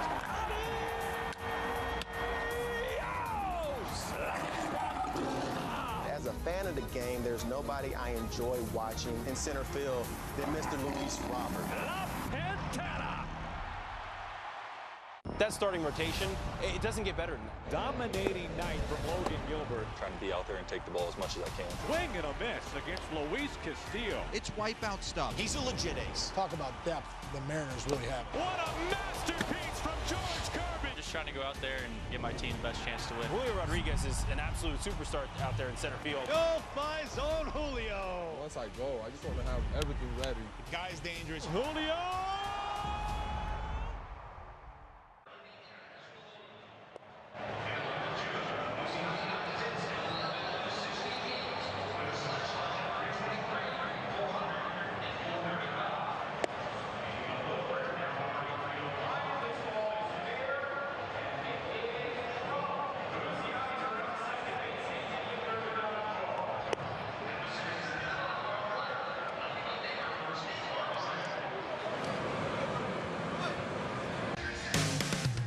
Opening week, presented by PNC Bank.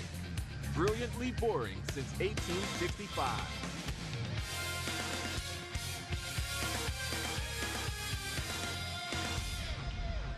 What incredible drone shots we have this evening in West Sacramento for all the highlights, the pomp and circumstance of the home opener. You can feel the energy. It is absolutely vibrant around this town. And now after the pitching change, we get to see Mitch Spence in action out of the pen for the green and gold. Well, this is where, again, as we said, Mitch Spence finding himself in the ballgame at this stage.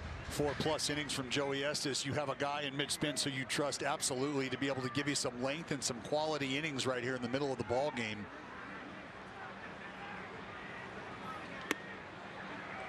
You know, this is such an important role to serve in a bullpen when you are essentially the one-man bridge to the back end. And with the way that this offense has started to come alive here against Ben Brown, you feel like you're knocking on the door. Just got to hold the other team. Here's the 1-1 to Pico Armstrong, and it's right past a diving Max Muncy, first to third for Nico Horner. Here comes the throw in and all the way to second. It's a double for Pico Armstrong. Well, that ball was hit right in the perfect spot in between the two outfielders. They were both going to have to converge and make a hard effort towards this ball, and that's because of the speed of Pico Armstrong coming out of the box from the left side. They're able to go first to third easily with Horner, but right here you can see J.J. Bleday sort of have to elevate, almost like a little jump shot of sorts, over Lawrence Butler, who was standing in front of him. But the speed of Pico Armstrong, I think, makes that a moot point. Now the Cubs back in action here. Runners on second and third, nobody out. Matt Shaw up. He's had a single today. And here's what I was talking about. There's the roll, a little bit of a snake going on out there as well, but JJ not able to really put anything on the ball, just a matter of trying to get it in.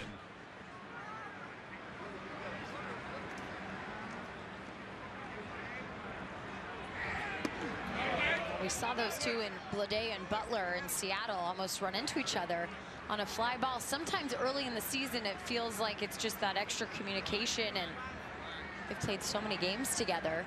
It feels weird that they're having any sort of hiccups.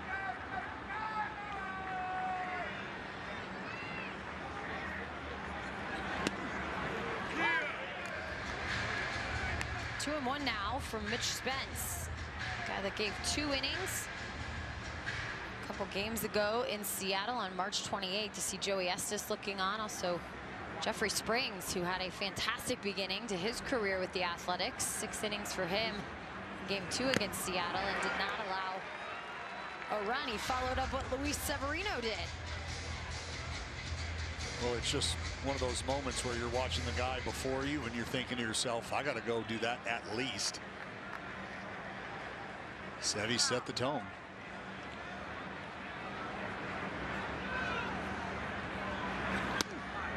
That's outside, so it's going to be 3-2.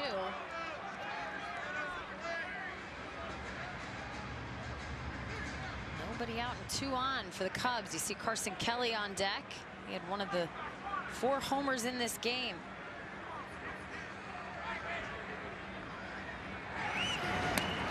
Missing way out, so a walk will load the bases.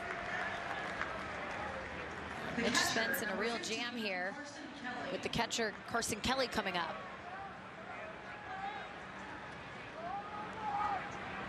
Jenny, for Mitch Spence, there has definitely been a work in progress in terms of pitch repertoire. This is a guy who does a phenomenal job of cutting the baseball. There's natural cut there. I mean, he can spin it with the best of them. This one's on the ground, and it gets underneath Jacob Wilson, who is diving. In comes Horner, Pico Armstrong to follow, and the Cubs tack on 2 more runs. It's now 7-3.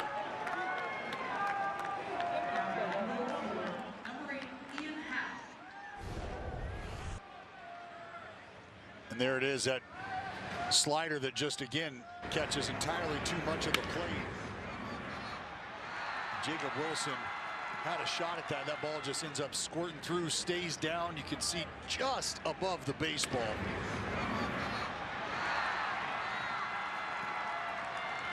The Cubs now with early base runners, as we've talked about, just putting the ball in play right now, and that has served them well. Swing and miss for Ian Happ. He's walked twice tonight. He's also had a fly out to right field.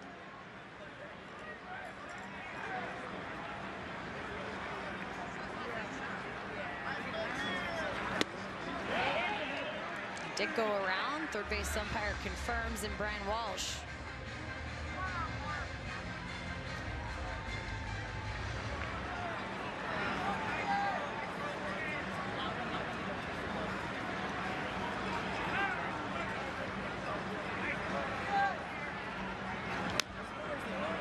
Well, Jenny, I think it's interesting just to note and look around the league, because the conversation will persist. The different types of bats. You can see Ian Happ, a guy who pretty good swing.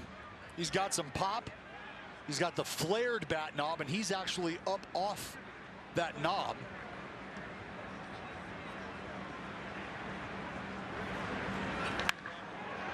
Two, and that's foul.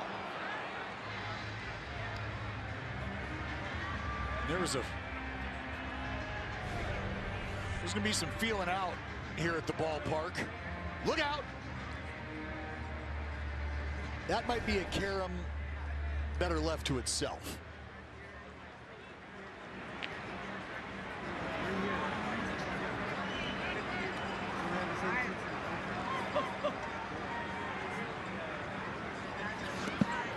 Langoliers does a good job keeping it in front of him with Matt Shaw on third base there. That's an outstanding block from Langoliers. Considering the way that this A's offense has started to slowly but surely climb back into this thing, every run counts. It's tough to see the base runners that we've seen this inning, and I think it's for that reason. You just feel like you're right there, ready to get to Ben Brown.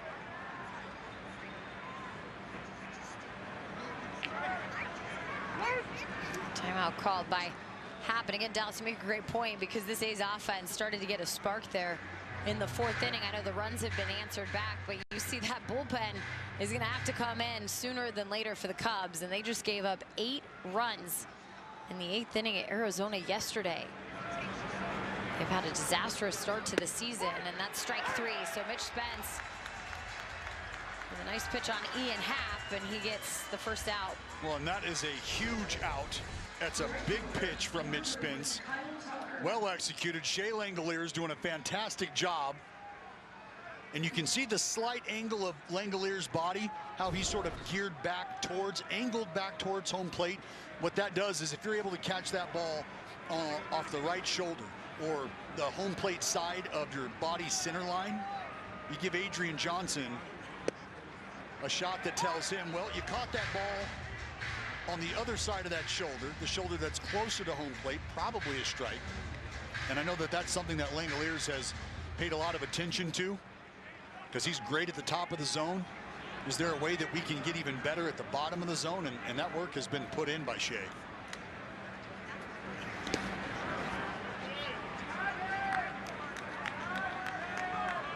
One and one here for Kyle Tucker. A single and a double in the game this evening. Came in with 7 RBI. That's tied for second most in the National League.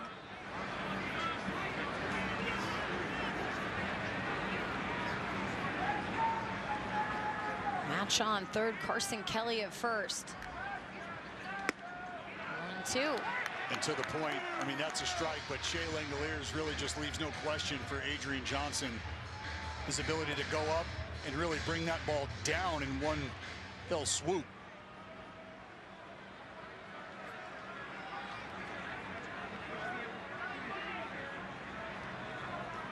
Here's the pitch from Spence, and that's outside. And Jenny, this is such a tough part of this Chicago lineup. I mean, Ian Happ, talking about a guy who set career high record marks and what, runs scored, RBI, career best in long balls, and now you got Kyle Tucker coming right behind him. It's a 1-2 punch that the Cubs are very excited about in the offseason when they were able to trade for Kyle Tucker. Of course, free agency looming on the other side of the 25 season, and everyone wonders if they're going to be able to get a deal done, write a big check. If the Cubs can keep him in blue and red, as you see Craig Counsell, they wrote a pretty big check for him to be the manager. Just gonna say, they're not afraid to write the check. Was the highest paid manager until Dave Roberts just inked his new extension. This one to Soderstrom. He goes to second. It goes into the outfield. Run in for Matt Shaw. Carson Kelly goes to third. And Kyle Tucker will end up on second. Well, I think initially Tyler Soderstrom had thoughts about throwing this baseball home, trying to cut a run off, and instead opts for second base. We'll take a look here. You can see him check the runner.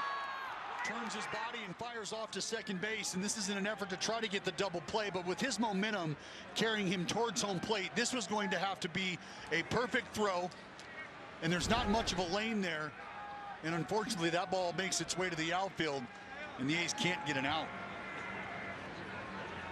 Second and third now, swing and miss for Seiya Suzuki, the designated hitter. And I Not think sure Mitch Spence would have been able to cover first in time.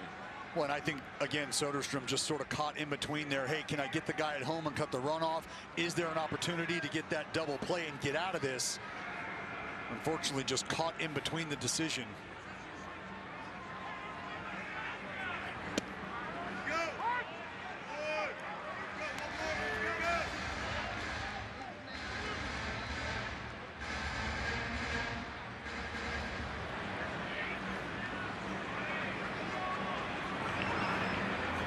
Spence has Seiya Suzuki 0-2.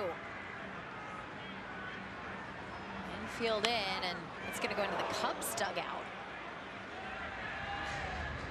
Yeah, the foul balls get there a little bit quicker in this ballpark. They sure do.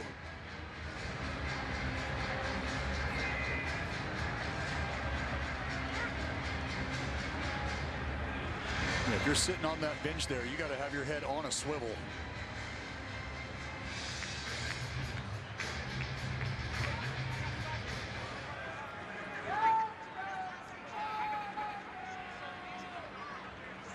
Suzuki last year, 21 homers, 16 stolen bases.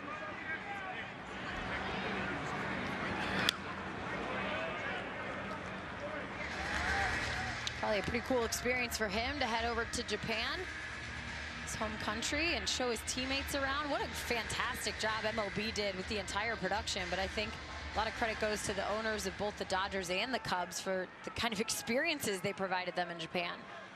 Well, just a great effort, I think, all around to continue to grow this great game. Saw Noah Murdoch warming up in the pen for the green and gold. That's elevated 1-2. Noah Murdoch made his major league debut in Seattle, and it was fantastic. Yes, it was. Talk about earning some trust. Came in a tough spot, got out of a jam, sat in the dugout, and then came back out. It's almost like he had two different experiences for his major league debut. When it was something that he kind of touched on, just, you know, the energy surrounding the moment. And I think, you know, obviously a great learning experience. Langolier is going back to work here.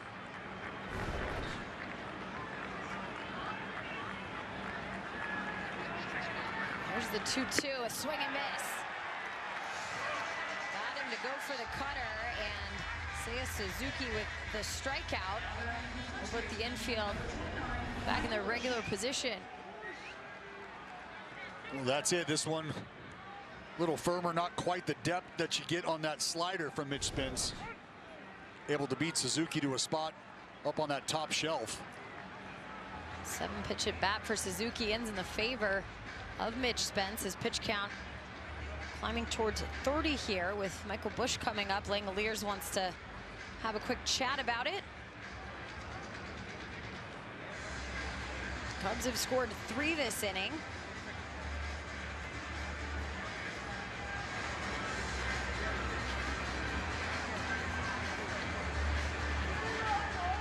Right now you're just trying to make sure you can get out of this with a score the way it is. Joey Estes looking on.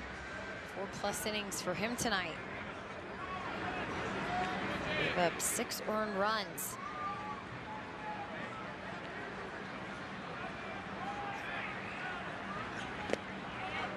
Michael Busch with a 2-run homer early in the game. In fact, now holds the answer to a trivia question of who was the first major league hitter to have a homer at the ballpark in West Sacramento. There you go.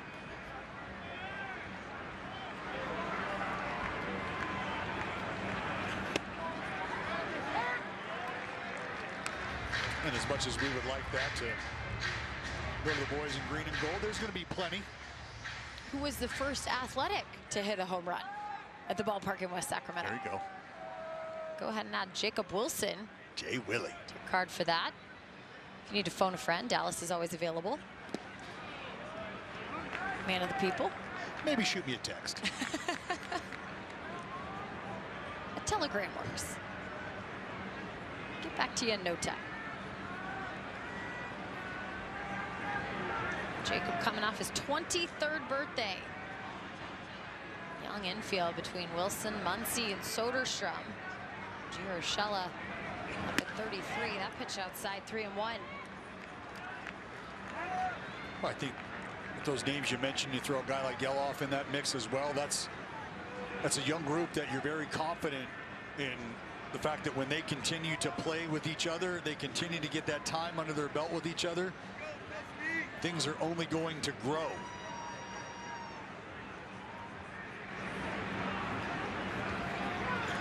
Here's the pitch to left field. Miguel Andujar is going to dive for it, and he drops it. In comes one run. Carson Kelly scores. Kyle Tucker scores. And double digits now for the Cubs, 10-3. Bush has a 4 RBI evening.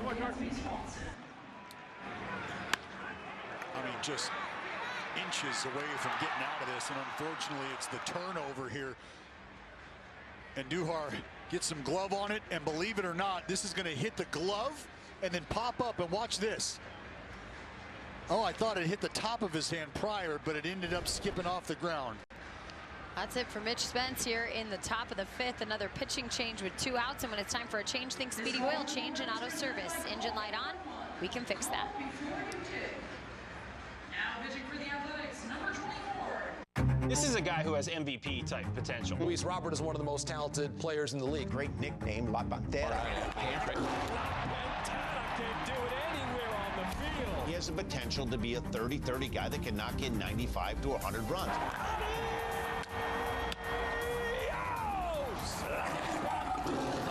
As a fan of the game, there's nobody I enjoy watching in center field than Mr. Luis Robert. Kansas City's hot. And Bobby Witt Jr. is piping hot. One big swing from the Royal superstar. The greatest player on earth right now. You become like a massive, massive force. Salute indeed to El Capitan. You have to work more. You have to sacrifice yourself more. That's the type of baseball that wins come postseason. Just the team that we have, just doing things one pitch at a time, one inning at a time. It's just so much fun. Top of the 5th, Cubs 10, Athletics 3, 2 outs, 1 on. Half of those runs for the Cubs have been scored here in the 5th inning. Honoring Ricky Henderson tonight, number 24, all around the ballpark. And now a chance for Noah Murdock to debut in front of the Athletic faithful. Already saw his major league debut in Seattle. Well, and it was a good one, Jenny. He came into the ball game about the 6th inning, couple guys on. He needed to get a couple outs, and that's exactly what he did. He got a fly ball and then was able to lock up J.P. Crawford to end the threat and end the inning. And then he went back out there for some more work, was able to get through a clean 7th, and now finds himself in this ball game. A very, very different situation, but this sort of lends itself to the conversation that we had Noah and I, about his debut. Rule 5 draft pick from Kansas City. Much like Mitch Spence was last year. Stayed with the team in 24, and Mitch Spence tried to come in to help Joey Estes out in this inning. All he could muster up was 2 outs.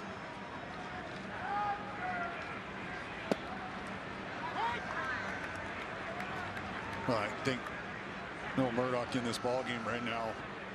One, I think it's understood you've got some ground to cover. You got some ground to make up here. Guys in the bullpen,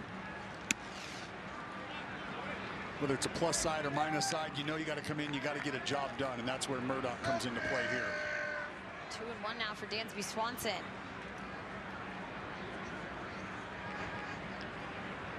His first multi-hit game of the season in Arizona yesterday. Came in and hit a homer in the first inning in this ball game.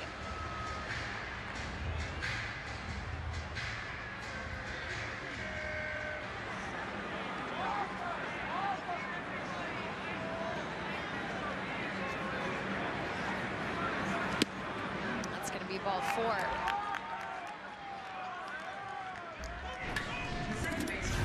This is the debut that we were talking about. Into the ball game in a tight situation. There's out number 1, and there was that inning-ending punch out, and he came off the mound with a ton of excitement, understandably so, and went back out and navigated another good inning.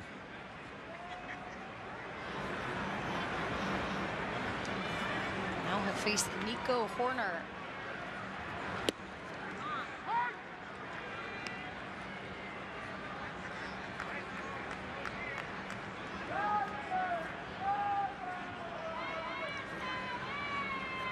Didn't play in the Tokyo series. He's recovering from off-season flexor tendon surgery.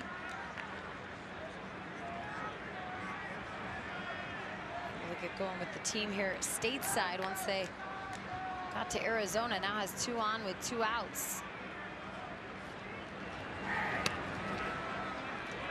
I mean, one thing noticeable about Noah Murdock the second you lay eyes on him is how long those legs are. Yeah, he is a long levered fella.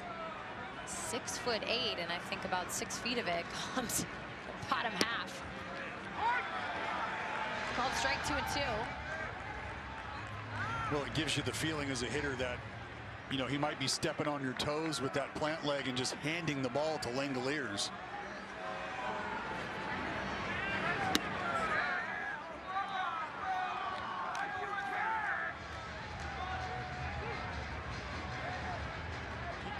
Armstrong on deck. Cubs hit around, and this is the 10th batter they've seen here in the top of the 5th. Runners were going with the full count, and foul ball that's gonna take a minute for Nico to walk off.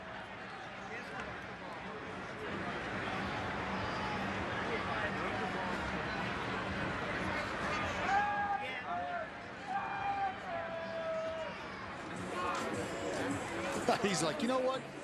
I'm not looking at the scoreboard. I'm looking at the camera. I'm having fun. Camera will find me. Wear these glasses, I'm in. Yeah, dress like that. So reset, runners will go, and that one misses. Load up the bases here in the 5th inning. Xfinity delivers Wi-Fi built for streaming live sports with ultra low lag. Stream the biggest moments from the best seat in the house with Xfinity. That's a good seat right there. The flag cam. Katse Darren Bush looking on. See if Noah Murdock can get out of this against Pete Crow Armstrong. Got ahead with the strike. Right. See PCA just doing a little homework. You got that in, just in. Is that as far in as we're going?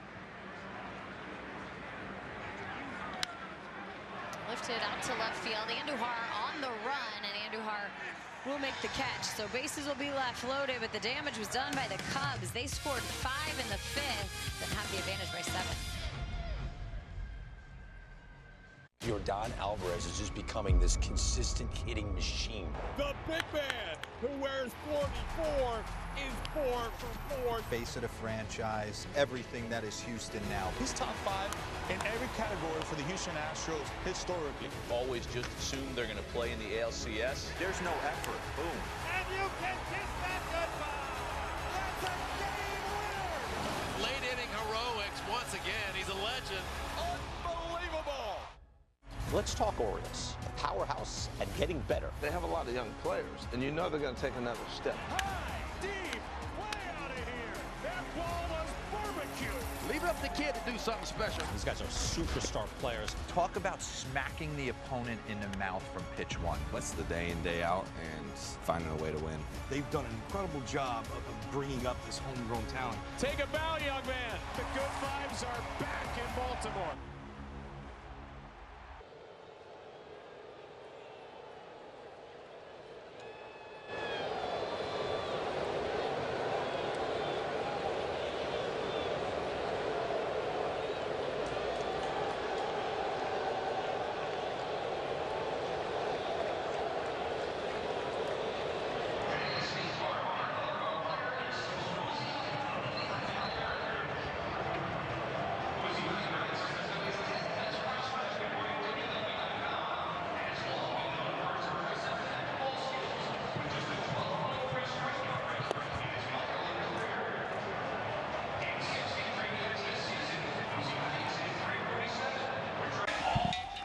For just $25, fans, you can pack the lawn. That's right, fans can sit in the general admissions outfield grass for all regular season home games.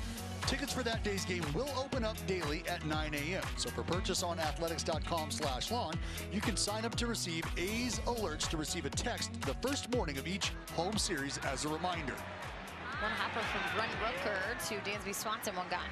And if you're looking for a little more information, go on over to athletics.com/lawn and you can find it there. One pitch, one out, and that'll bring up J.J. Bleday. A's have their work cut out for them this evening. Trail by 7 to the Cubs.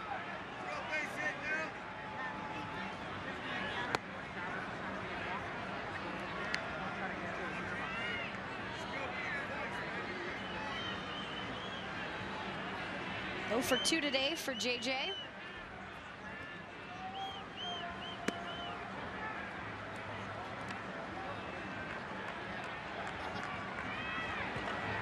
It's been the bottom of the A's order that has done the offensive work today.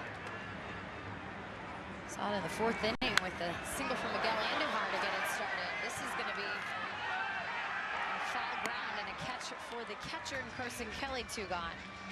Now time for a word from Smut. We power local business with incentives, strategic advisors, and 50% lower rates than neighboring utilities. Our clean energy solutions help local businesses thrive. That's our clean power promise. 2 gone here in the bottom of the 5th, and that'll bring up Shea Langoliers. Shea grounded out to second, also has a strikeout tonight.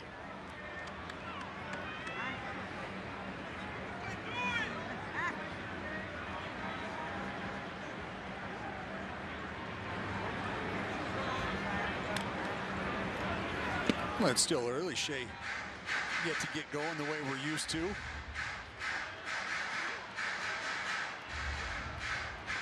I think from what we saw early in that Seattle series, top portion of this lineup geared up to do some damage.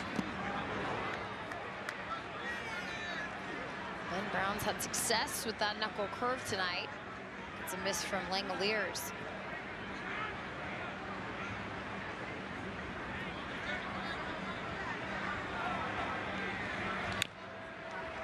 '25-year-old Brown debuted just a year ago, Dallas. Yeah. Yesterday was his debut anniversary, if you will. 15 games last year for him, 8 of those starts in a 3.72 ERA. Pretty respectable numbers for his rookie campaign. Well, I think a pretty good indication as to why he's continuing to get the looks and the opportunities in the rotation. I don't think there's any denying the stuff. And that's why we talk about that 3rd pitch. The payoff pitch missing, so Langoliers will find himself on. Second walk that Brown has allowed. Base runner with 2 outs here for the A's.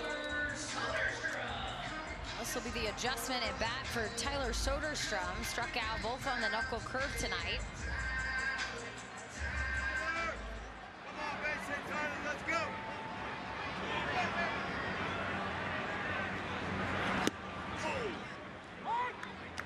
And, you know, Jenny, I know that there was a lot of conversation about the starting rotation for the Seattle Mariners, and there has been, and understandably so, and how good they are.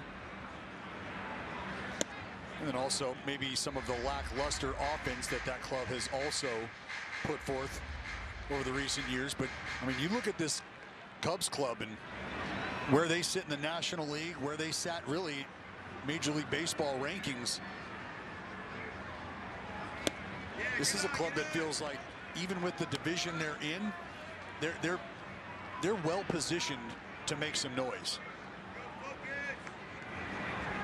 No question. Went out and made a lot of moves. Trying to figure out some things in that bullpen, who, you know, really just haven't quite come to fruition yet. Ryan Presley, most notably. Got him from Houston. Soderstrom on the ground, and Horner will collect it for the final out. So a ground ball out. Ends the inning here in the 5th. We will move on 10-3 Cubs.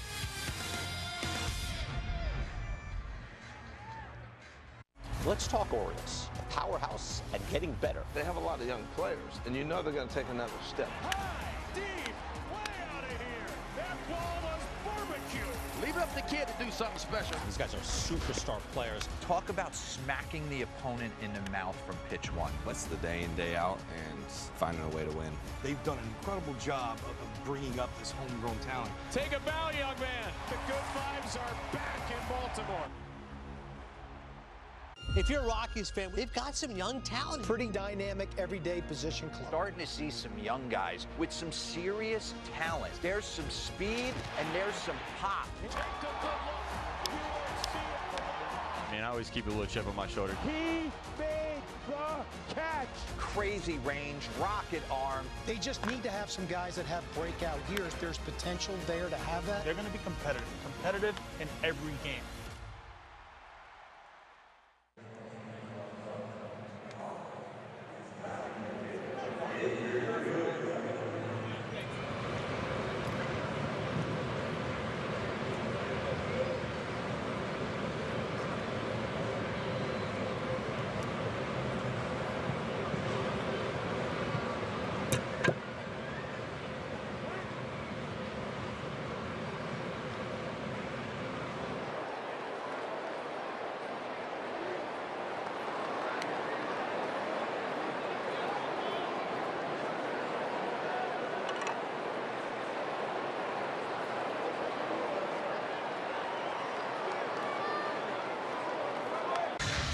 Get all your highlights, analysis, live updates, and more. Everything an athletics fan needs. The NBC Sports California app.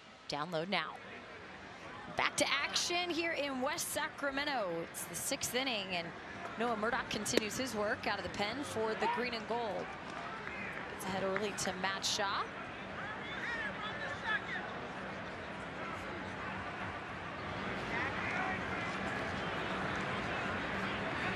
Five-run fifth featured 11 batters coming to the plate for the Cubs.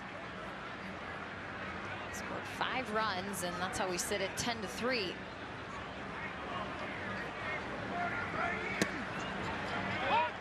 With Mark Kotze and company, as I mentioned earlier, continuing to try to find that balance between growing this young group and winning these ball games. This is a wonderful opportunity, I think, for Noah Murdoch. Popped up in the infield. It's going to head towards foul territory. Tyler Soderstrom with the grab, one gone. Well, time now for the All-State Good Hands play of the day. And how about Miguel Andujar with an absolute dart into second base. They catch Shaw trying to extend that single to a double. Joey was pumped, and Miggy says, yep, that's light work, man. No problem. Andujar's had a nice game today. A walk, a single, he scored a run. A nice defense out there. Carson Kelly's also had a good offensive performance. 2 for 2, a homer, 2 RBI single, tallied up for 3 ribbies, and he's also added a walk.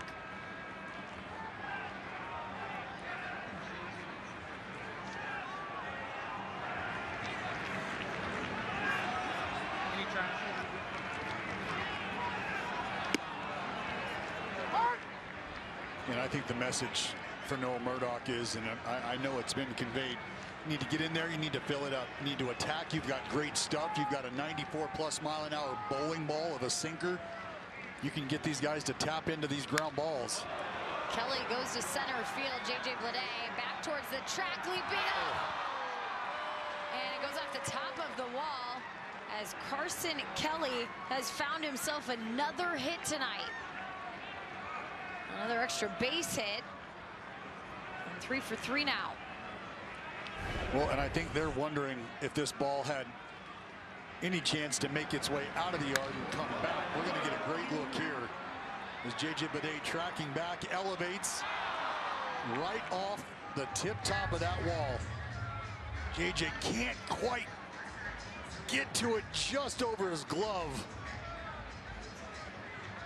Tell you, that's a great shot by the crew.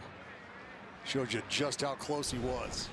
You can see the seams left in the padding there. It's a great look.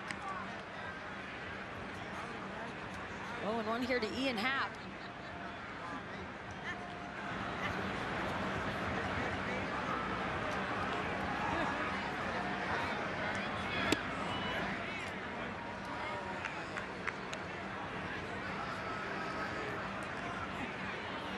Carson Kelly sitting a triple shy of the cycle tonight.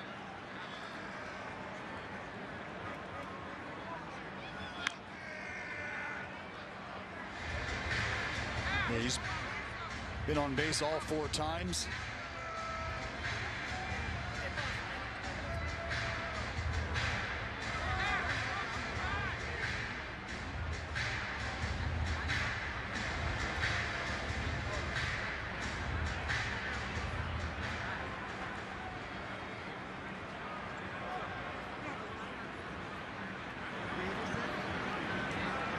With a couple walks tonight. He's also struck out. Noah Murdoch attacks and doesn't get the call. Oh, he does get the call. Strike 3 at the top of the zone, and Ian Happ's gonna have a few things to say about it on his way back to the dugout. So is Adrian Johnson, the crew chief. Keeps talking at him. Well, it doesn't turn back. And I tell you what, Adrian is great at his job. He does a fantastic job night in and night out. I think if you could draw the line and not looking to engage the player, that would probably be better served for everybody involved, because you'd hate to see, especially if you're Craig Counsell and company, your guy have to take that long walk out to the clubhouse. I mean, that is a long walk for a visitor. It sure is. Last place in the league, you're going to want to get tossed because everyone's going to be staring down at you. That is a fishbowl situation. Well, that's going to cause some question there from Kyle Tucker as he looks back at Adrian Johnson. It is. And right here, right here, that's going to be where you got to head if you get the old heave-ho. I'm going to need you to count how many steps that is tomorrow. Swing and a miss for Kyle Tucker, 1 and 2.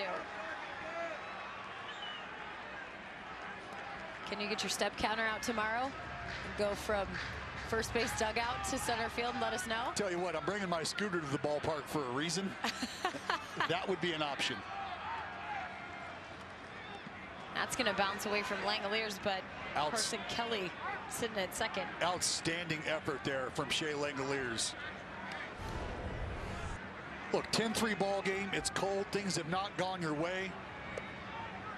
But none of that matters to Langoliers. He knows he's got a job to do for the boys out there, and he does it well.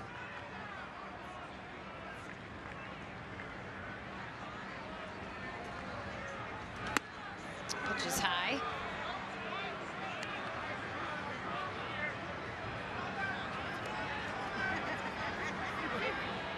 Count here for Tucker. 12,119 on hand tonight. It's a sellout. And to center field, Blade is going to be on the chase. That's going to bounce over, and it will be, the ground will double. So the run will score. Tucker at second, add the RBI. And it's 11-3. Well, you can see just that brief moment of disconnect where the hands of Kyle Tucker are just sort of floating in the air. Great load. They get to the fire position, and it's just havoc. But you can understand why the Cubs had him in their crosshairs and would love to sign him up for a while. Tucker to 8 RBI now. Came in again tied second in that category in the National League. He's also added 3 hits, Dallas. It's the offense that we've seen Kyle Tucker for so long in the AL West with the Houston Astros do. Last year it was really a struggle for him because he was coming off that shin situation. Limited him to just 78 games played. When it felt like upon arrival Kyle Tucker was an even better version of himself.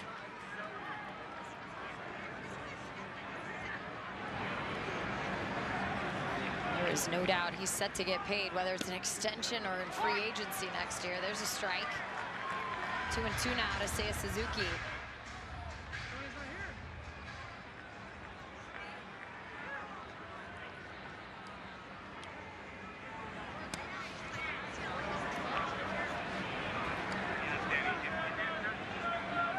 Well, Jose Leclerc starting to loosen up now for the green and gold in the bullpen.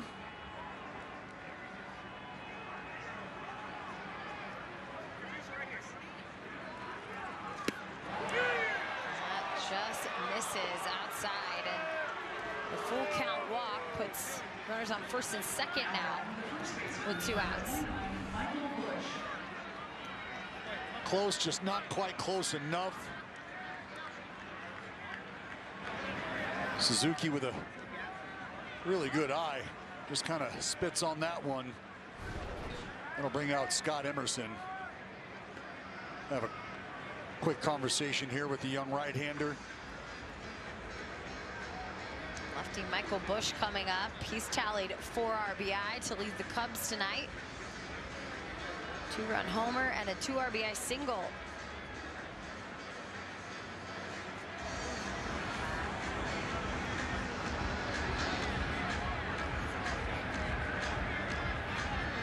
Four Cubs with multi-hit evenings.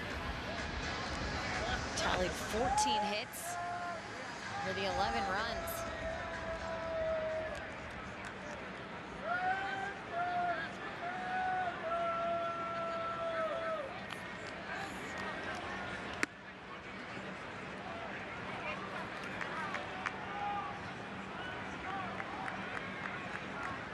Scored 10 runs in their win against Arizona on Thursday. That was the Diamondbacks' home opener on opening day.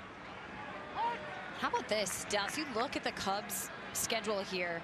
Not only did they start in Tokyo against the Dodgers, and then they had to go back to Arizona, finish spring training. They had to play 4 against Arizona there. They come here to open up the ballpark in West Sacramento. They also will be facing the Dodgers, the Diamondbacks, and the Padres for 20 of their first 26 games. Have at them, kids. That's what you call a test. Go play the National League and see where you stack up. You know, Jenny, sometimes as a ball club, you find out who you are or who you are not a little sooner than some others, and that will be a great test for this Cubs club. There's the 1-2 that's going to hit Michael Busch. He'll grab his right arm as he walks down to first base, and now bases loaded here for Noah Murdock. It's all right. It's a cool evening. We got plenty of ice. He'll be fine. Oh, that is right on the meat. How's your delt, dude? Sore? That's what he's saying right now. Sort of quite sore. Saying, where'd he get you, on the meat? Yeah. You good? Yeah. He said, I was looking for a breaking ball. That's exactly what he just told the first base guy. I was looking for a breaking ball. Did not get it. Instead, I sewed a fastball on. Now I'm talking to you. Now for the second time tonight and in back-to-back innings, the Cubs will hit around as they send the 9th batter up in Dansby Swanson here in the 6th. Dansby swings at the first pitch. He sees a line drive into right field. That's going to score a couple more. Runs coming home in Tucker and Suzuki. 2 RBI double for Dansby Swanson and a 10-run lead for the Cubs.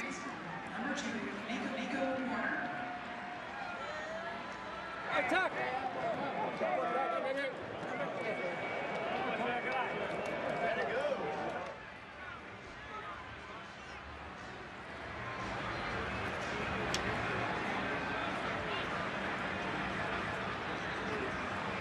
Joey Estes in the dugout, still looking on again. When a player needs to leave the game, they'll have to exit down the left field line into the clubhouse here.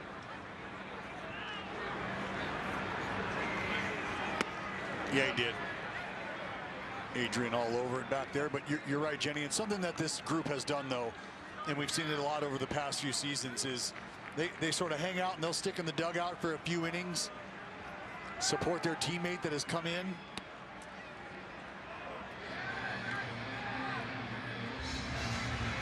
You know, you see it across the league, guys who on a pitching staff are out and watching their teammate throw their bullpen and get their work in together.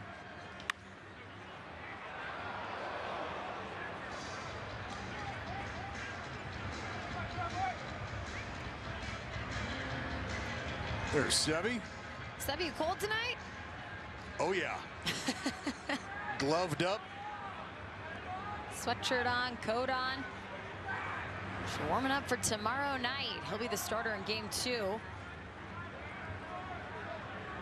Cubs will throw out the lefty and Justin Steele tomorrow.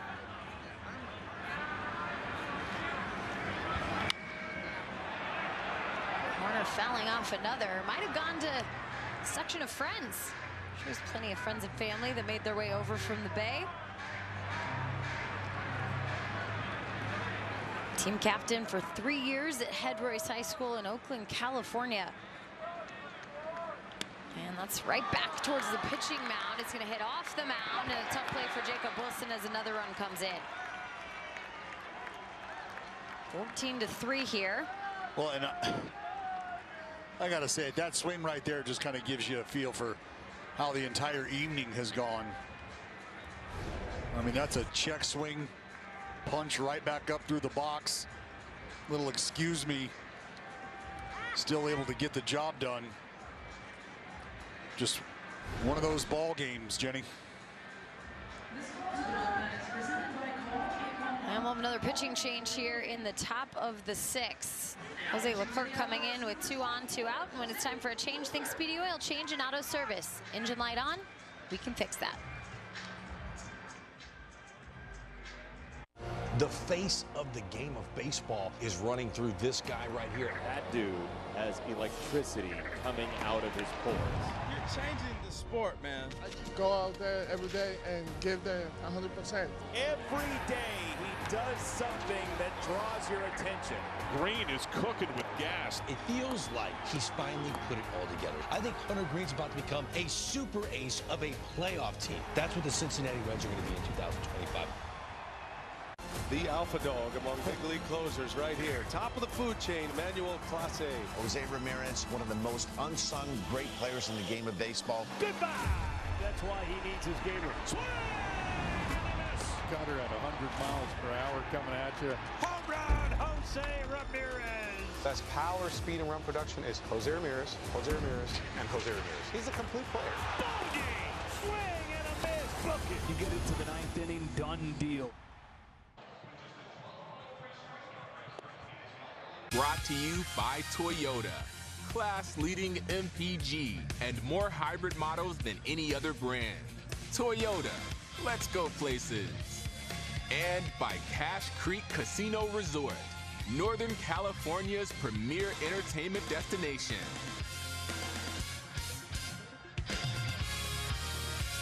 The eye in the sky tonight, brought to you by Sky Candy. What great shots they've had here at the ballpark in West Sacramento. The fans so excited to have Major League Baseball in the capital city of California. Look at that, Dallas. Well, it kind of feels like that ride at Disneyland. Woo! Just sort of floating. I think it's called soaring over California or flying over. You're over California anyway. Great sight lines. I like when they pump in the orange flavor. Smell the trees. That's it. Let's see what Jose Leclerc has for us. Swing and a miss is a good start. Crow Armstrong with an 0-1 count. Leclerc had a tough debut for the Athletics after signing a free agent deal. Of course, saw him all those years with the Texas Rangers, and now here trying to be the setup man for Mason Miller, but unfortunately a couple home runs got in the way of that against the Seattle Mariners, and that's how the A's lost opening day. And look, your first outing out of the gate, maybe things a little bumpy for you, but with his track record and his veteran experience, it's a guy that I think he got confidence in his ability to bounce back and iron some of those early kinks out.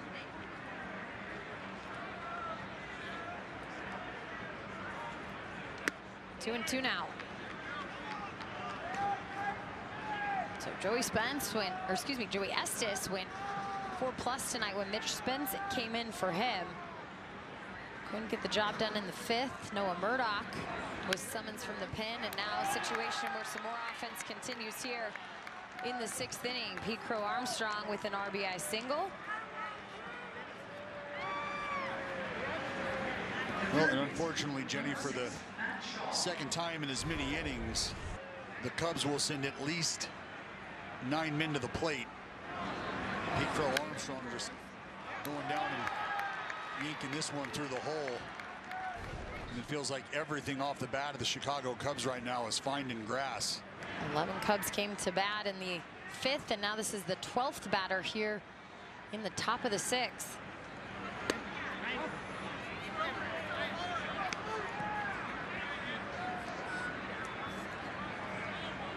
$15 runs, not the most in Major League Baseball this year. Saw the old Yankees put up 20 on their old friend Nestor Cortez and Milwaukee Brewers. Yeah, well, I think it's fair to say they aimed their torpedoes right at the Brew Crew. Yep, that'll work. Battleship sunk. Just kept going.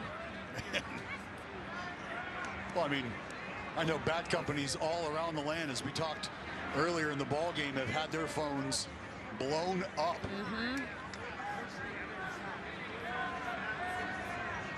The 2-1 to Shaw, swing and miss. You got to imagine that phone call goes something like this. Hey, so I've got some, let me guess, torpedoes? Sure, we'll have a box out in about a week. Hold on. Or in back order. Pretty cool story for Matt Shaw this year. Able to become the starting third baseman for the Cubs. Highly touted, and he makes the final out. They might check it as Pete Crow Armstrong is doing the so-so at second. They're taking a peek inside. Craig Counsell says, go ahead and look at it. This is the speed of Pete Crow Armstrong, and this is where you have to have an idea of who's out there on the field with you, who's on the base path, know your runner. And you can see Pete Crow Armstrong busting it, and I really don't think it's even close, unfortunately. That left foot is right on the lip of the bag. Well before the ball, it looks like, gets to Muncy.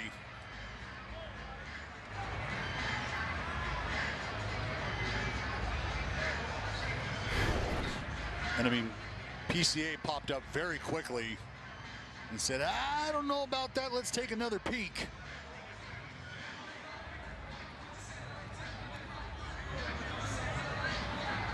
Conversation between the two outfielders as Butler was on his way into the dugout. Now having a quick chat with PCA. Lawrence will quickly walk back to the outfield as he's watching it on the new scoreboard here at the ballpark. There's that new scoreboard. Looks really nice for anyone that had been to a AAA game here. One of the features that you notice right out of the gate, of course, they built a brand new batter's eye as well.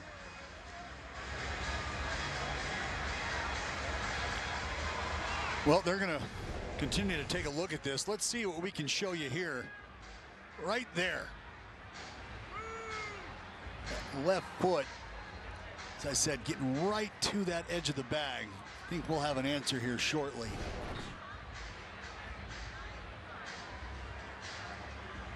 You know, Wi-Fi's been a little spotty. After review, call on the field is overturned. The runner is safe. Chicago will retain their challenge. Well, that'll load up the bases as the inning continues here. Carson Kelly will be the 13th batter to come up, and he's already had himself a big ball game. 3 for 3, triple shy of the cycle. He's also walked 3 RBI.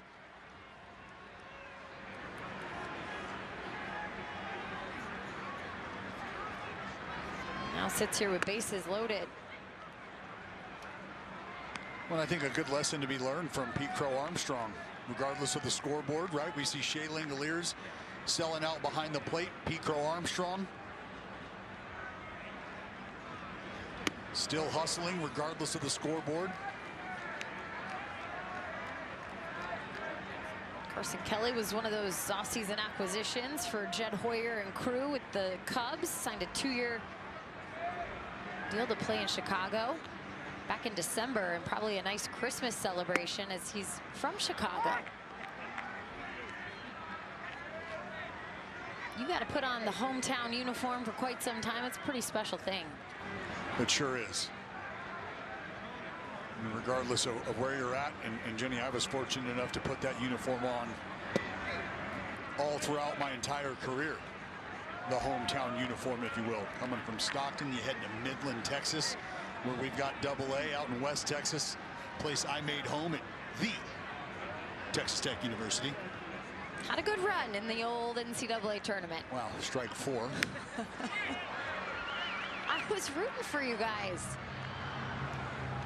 I just didn't know you like to give up the three-pointers so much down the stretch there. Well, I didn't know that they felt like, hey, if we don't put an arm up in anybody's face and if we don't put a body in front of anybody, that's good. I didn't know that was a thing. Bases loaded, 3-2 coming. Runners going, and that's going to be a walk for an RBI to add to Carson Kelly's night.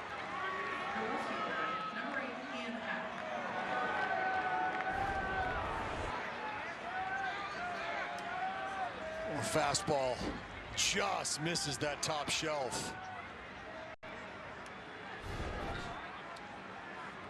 Tell me you're frustrated without telling me you're frustrated. That was the face of Jose Leclerc. Well, you feel like you're out there searching at times. You can't get a call. Doesn't feel like you're able to repeat at times, and you're just thinking to yourself, that was pretty close. Unfortunately, you just haven't given yourself much of a baseline for Adrian Johnson back there to go on. 2-0 now for Ian Happ. He's had a couple walks and a couple strikeouts tonight.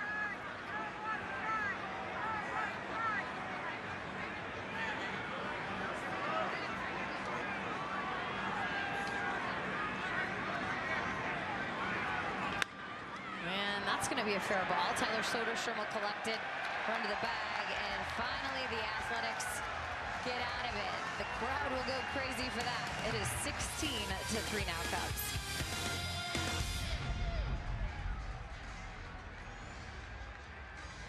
Step up to the plate and get ready to play ball. The baseball show for kids where you can learn about batting, fielding, and everything in between from the real pros. Every swing is a big hit on Play Ball. Saturday mornings at 10 Eastern on MLB Network. This is a guy who has MVP-type potential. Luis Robert is one of the most talented players in the league. Great nickname, La Pantera. Can do it anywhere on the field. He has the potential to be a 30-30 guy that can knock in 95 to 100 runs.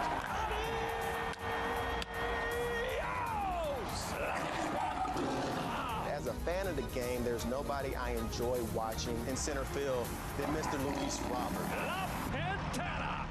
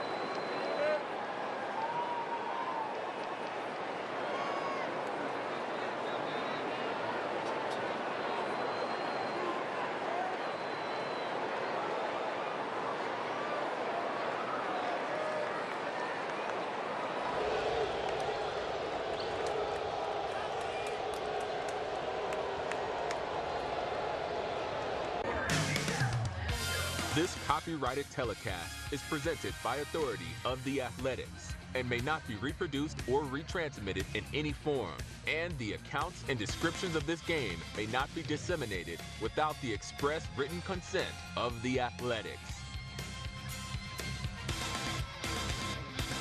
Number 24 and the Ricky Flair. That is iconic.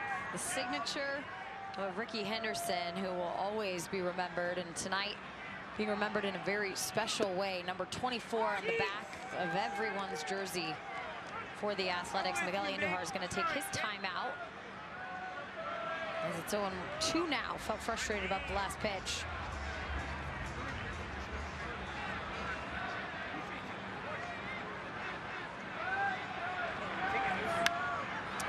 Pitches for one to right field, and Kyle Tucker without number 1. James Stewart and Fred Atkins. This is pretty cool. Earlier tonight, his 3 daughters, Angela, Alexis, Adriana, they all got to throw out the first pitch. Dave Stewart, Lawrence Butler, Ricky's good childhood friend. Fred was out there. And Fred wins the night for the attempt that he made to catch that ball. I mean, Fred wins the night for that crushed velour. No doubt. Tracksuit on point. Man.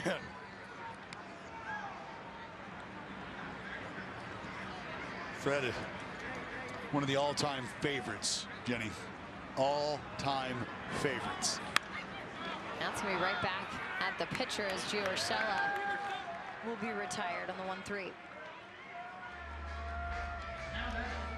Look at these numbers. I mean, the all-time great Ricky Henderson passed away all too early. You look at a 10-time All-Star, 2 World Series titles. Of course, when it comes to Major League Baseball, the all-time leader in stolen bases and runs scored. A Hall of Famer in Cooperstown, but a Hall of Fame person in this organization who was an absolute magnet when it came to his energy, his passion for the game and people, being around especially some of the young stars. Carson Kelly will have a chance to grab this in foul territory. 3 up, 3 down. Move on to the 7th here in West Sacramento.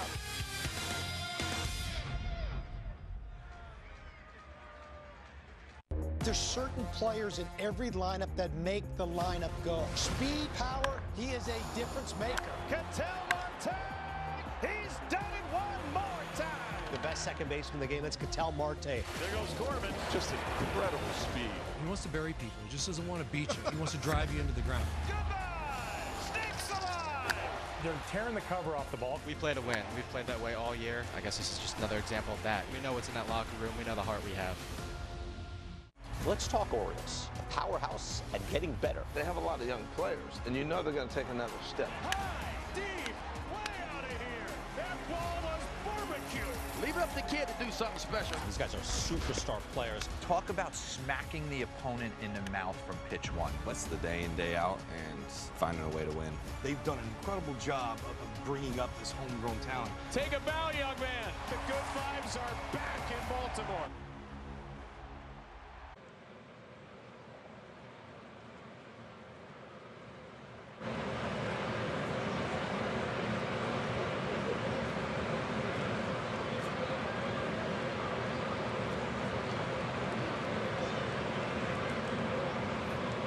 In early, they scored 4 runs in the first inning, 17 total hits for 16 runs tonight. The Athletics have managed 3. We've seen some home runs, Dallas. We've also just seen a lot of offense, and now we're going to see Seth Brown off the bench in right field, get Lawrence Butler off his feet. Also, Max Schumann going to get some action at shortstop, so Jacob Wilson also removed from the game. Wilson had his first major league home run tonight, an exciting moment. The first Athletic to hit a home run here at the ballpark in West Sacramento. Well, that's a great feeling. Able to get yourself on the board early here at the new ballpark. Unfortunately, it just hasn't meant a whole lot.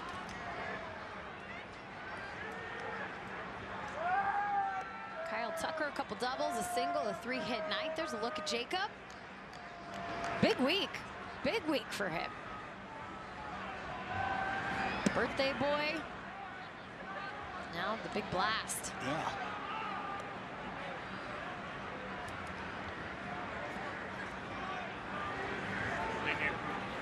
Wilson also with a 5-game hit streak to start the season. Go back to last year. Make it 6. Swing and miss for Kyle Tucker.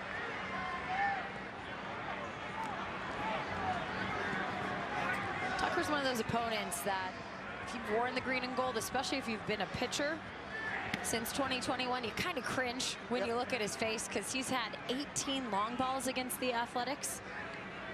That's the most among all Athletic opponents in that time, dating back to 2021. Of course, when you play in the same division, that tends to happen. Sure. So not only, I'm sure pitchers glad to see him out of the division, but in the National League, where this is the only time you're going to have to see Kyle Tucker.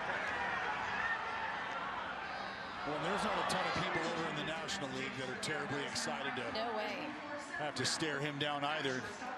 Colin Ray, right-hander, starting to warm up now, and the newly minted bullpens out there in right field. Yeah, they look good. You see the overhang, you see the bathroom. Well, front and center, good to have a bathroom. Yes, those are things that fairly important to the job out there. This one to center field. Bleday on the move, and Bleday will make the catch. One guy.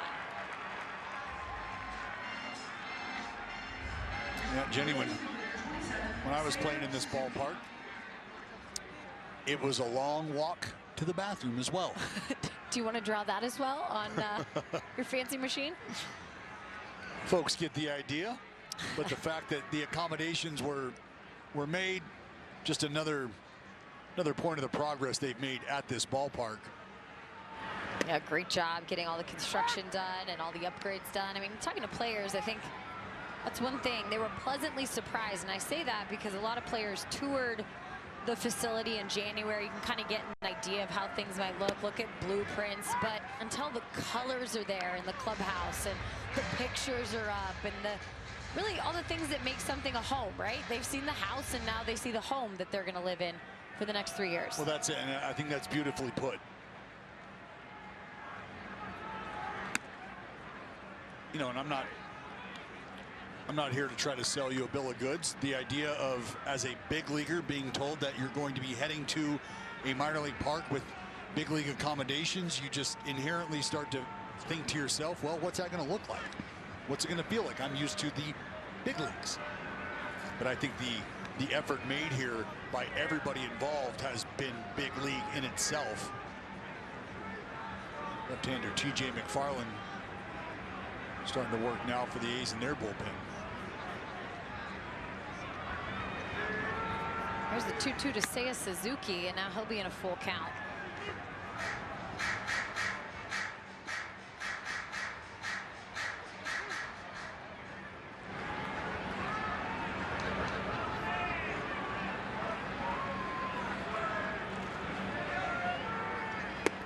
That's going to be strike 3.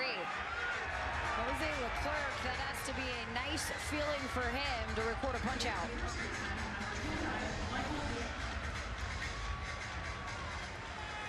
Slow but steady. And I think Seiya Suzuki may have been looking for something else. Either way, Leclerc able to stick the fastball and get the punch out. There's a good looking jersey. See you, Reg.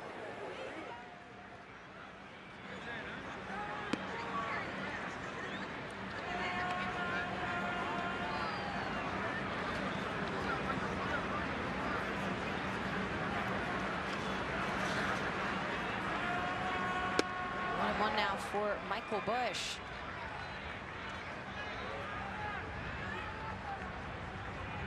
Michael Bush, one of the Cubs with multiple hits this evening. And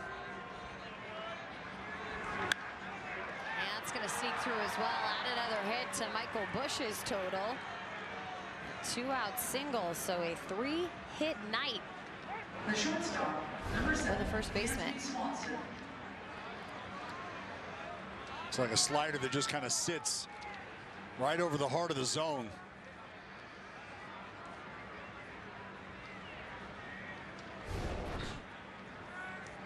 The Chicago Cubs knocking on the door of 20 hits.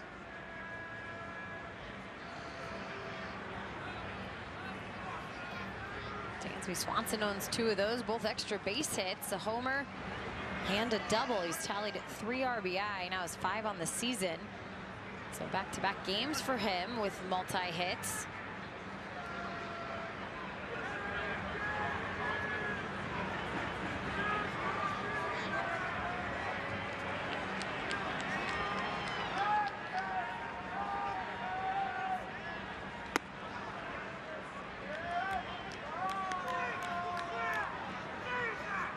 I think it's important for Leclerc to get out of this inning unscathed. It would just be a small boost of confidence for him.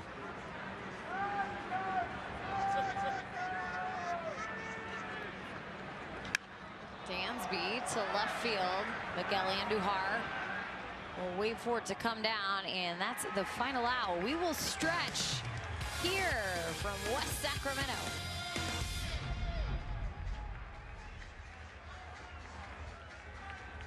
There's a unicorn in Hollywood. The lineup we know is incredibly deep, but that starting rotation is unlike anything I can remember. I got them running the National League. I think this is the first of like 4 or 5 straight world championships. This is just an incredible wealth of riches. Shohei Ohtani!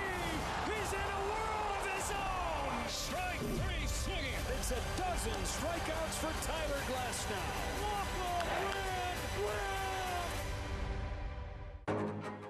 It all starts here, where baseball's next masterpiece comes to life. Another historic chapter! This is what you've been waiting for. Aaron Judge! Gunnar Henderson! Bobby Witt Jr.! Shohei Ohtani! It's time He buried him! to unleash the colors of the 2025 season on baseball's center stage. Opening week on MLB Network, presented by Konami.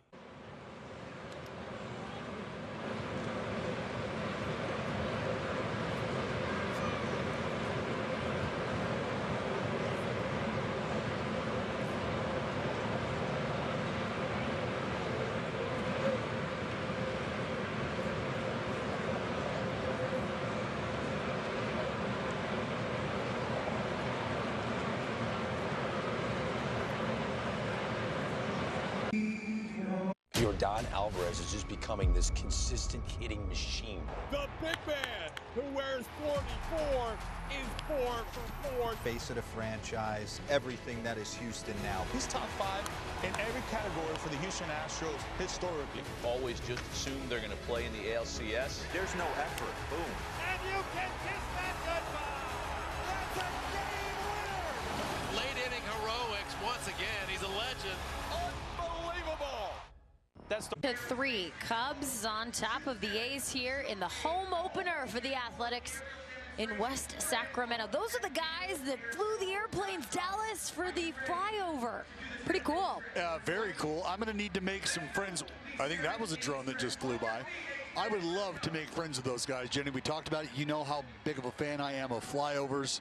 I actually had the opportunity to jump with the Knights. What? Oh yeah, with the Army skydive team. You jumped out of a plane? And it was incredible. I've known you for a long time. I feel like I know a lot of things about you. I did not know that fun fact. I've jumped out of a plane a few times. Oh my goodness. And that time was incredible. That was during the Fort Bragg game back in 2016. Wow. And it was an incredible moment. I mean, it doesn't surprise me that you would volunteer to do such a thing. Absolutely not.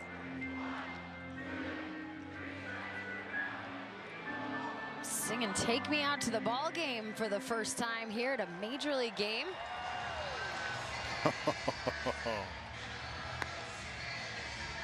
Everyone's having a fun time. Over 12,000 came for the opener here in West Sacramento.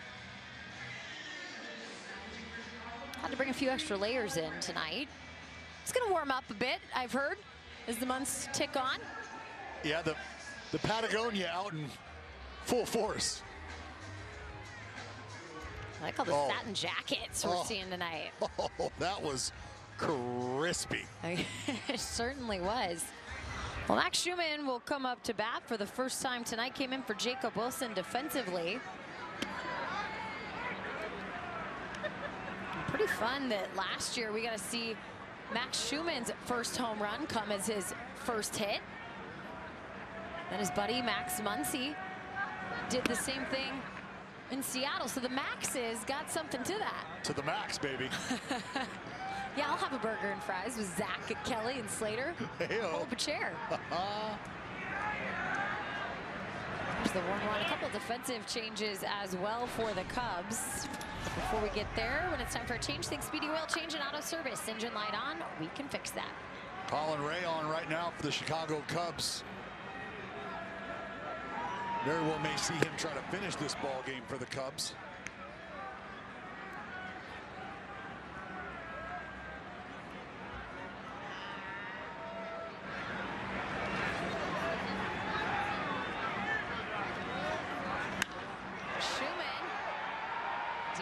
center field. It's going to die at the warning track, and Pete Crow Armstrong with the first out. Here's those defensive changes we're talking about. Suzuki moves from the designated hitter into left field. You see John Birdie in the game now. He's at second base, and Gage Workman is the shortstop. So Crick Council's out talking to the home plate umpire in Adrian Johnson. They're looking out towards left field and trying to determine if something got onto the field, if there's a light still on. I think there may have been a question about the drone that we saw earlier when we were highlighting the folks from the flyover.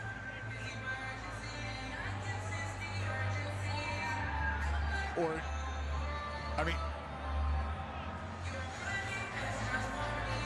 it very well may be just a light flicker.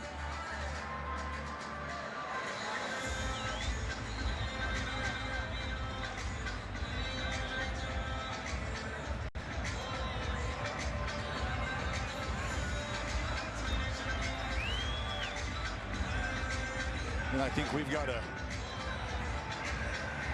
airspace invader. So a situation where we're going to have to stop play till this gets resolved. All the players kind of looking out in that direction. Actually, what we see is right above. There it is. They got it. Stewie Thalbum to the rescue. Do it, Stu.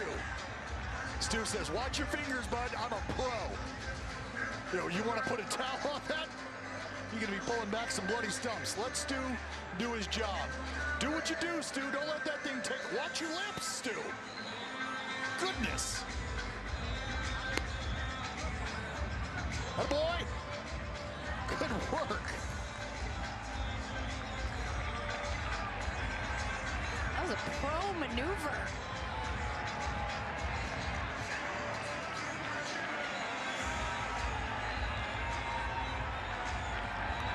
Well, and remember, folks, that has nothing to do with any of us here at the ballpark. That was, as I said, a space invader.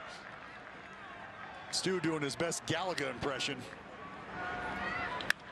And Seth Brown is going to send it to right field, but it'll die there with Kyle Tucker.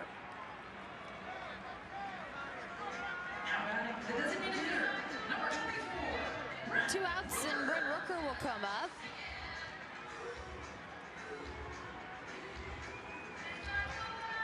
How's your arm feeling? You warm? You stretched? Feeling good. Feeling pretty good. Broadcasters are going to have a chance to throw out some souvenirs of our own here after the 7th inning. And I saw you playing catch on the field earlier today, bud. I did. And that was really fun. That was really cool. Took the suit coat off, and you and Dustin Hughes got to be catch partners for a minute. Fun story there. One more time, Dusty and I, for the first time in his big league career, or his professional bullpen catching career, if you will, right here in Sacramento, had our first game of catch. And we had been talking about it a couple days leading up to today, and he said, hey, man, would you be interested? And I said, say less, Dusty, say less. I would love to play catch on the field, man. Love a full circle moment.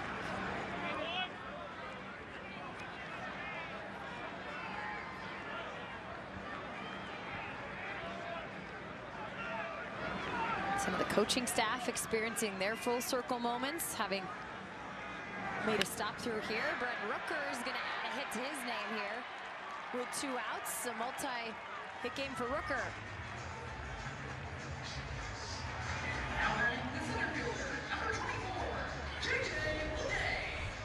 Well, Rook not really a full swing here. Just sort of fillets this ball. Stay inside, poke it the other way.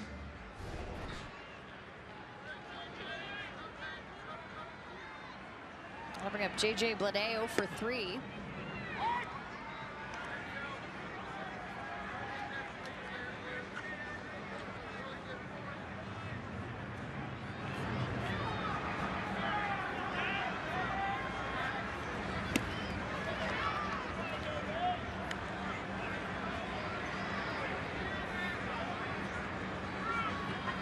Colin Ray's been around the block. He's seen time with San Diego, played for Miami, pitched for the Cubs in the pandemic season of 2020.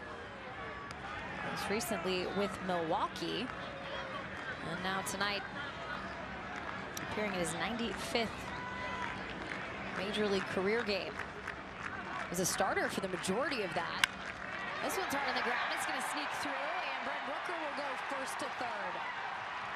So J.J. Bleday coming up with a knock behind Rooker, and now 2 on with 2 outs. And you love to see that competitive fire burning the way it does in Brent Rooker. Ball hit hard by J.J. Bleday. That's going to find a hole, and Rook very aggressively heading on over to third base. First to thirds are going to be a big part of what this team has to do on the base path to remain competitive, regardless of what the score says. Create those good habits. You hate to start to fall into bad habits, especially early in the season.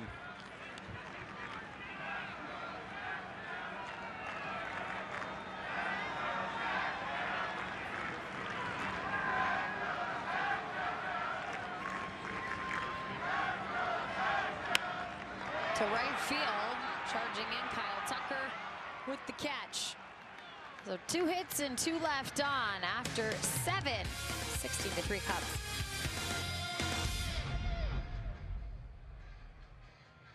The alpha dog among big league closers right here. Top of the food chain, Manuel Clase. Jose Ramirez, one of the most unsung great players in the game of baseball. Goodbye. That's why he needs his gamer. Swing! Cutter at 100 miles per hour coming at you. Home run, Jose Ramirez. Best power, speed, and run production is Jose Ramirez, and Jose Ramirez. He's a complete player. Bogey! Swing and a miss. Bucket. You get into the 9th inning, done deal. If you're a Rockies fan, they've got some young talent. Pretty dynamic, everyday position club. Starting to see some young guys with some serious talent. There's some speed and there's some pop. I mean, I always keep a little chip on my shoulder. He made the catch. Crazy range, rocket arm. They just need to have some guys that have breakout years. There's potential there to have that. They're going to be competitive in every game.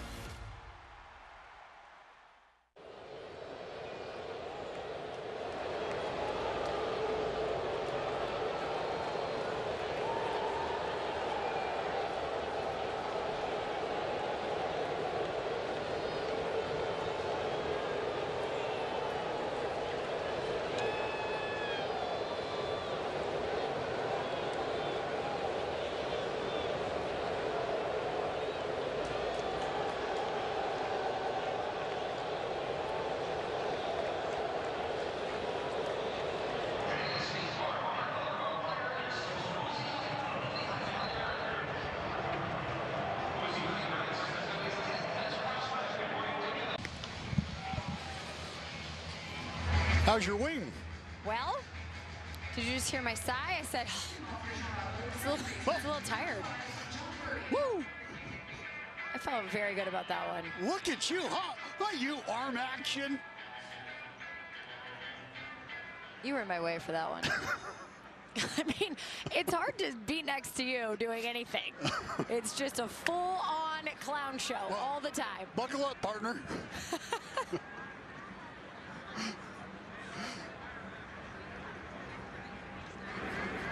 Yeah, I want to take this time to apologize to the 93-year-old woman who I may have struck in the forehead. The ball was soft, and I thought she was waving at me. I missed that. Well, so did she. T.J. McFarland to John Birdie, and this to right field. The catch for Seth Brown. Well, when it's time for a change, think Speedy Oil Change and Auto Service. Engine light on, we can fix that. On the bump now for the green and gold, veteran southpaw T.J. McFarland.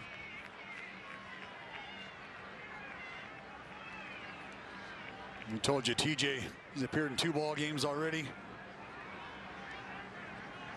Getting the job done. This is a guy that Mark Kotze will lean on.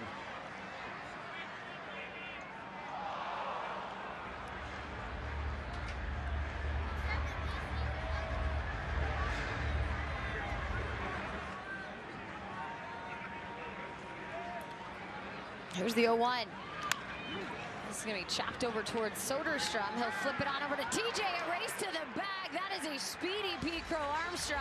And TJ McFarland flexing his muscles. Wow. Well, TJ says in his job description he's a pitcher, but we all know that pitchers are athletes. Come on. You're heel toning all the way over there to the first base, beating PCA in a dead sprint. TJ might send a note over to the Cubs clubhouse and say, hey, you, me, Pete Crow Armstrong, 3 o'clock, Big Oak Tree, bring your spikes. We racing. Forget about this Lawrence Butler, Michael Harris, the second business. I want a foot race with you. I might be the oldest guy on this roster. Age is just a number. Don't matter. And Jenny, as far as the transition period has gone, TJ McFarland has been very instrumental with his veteran leadership on how to go about your business here, how to work your way through a time period like this. And he has just been a wonderful resource, I think, for lefties and righties both. Well, no question. He goes about his business every day. Very even keel. Well, that's what comes along with your veteran experience, right? You've been there, done that. You know how things go. He's been a part of ball games just like this. He's been on the other side of ball games just like this. And he's been in a lot of games. Dallas, 79 of those last season. That's going to be fair, or excuse me, foul.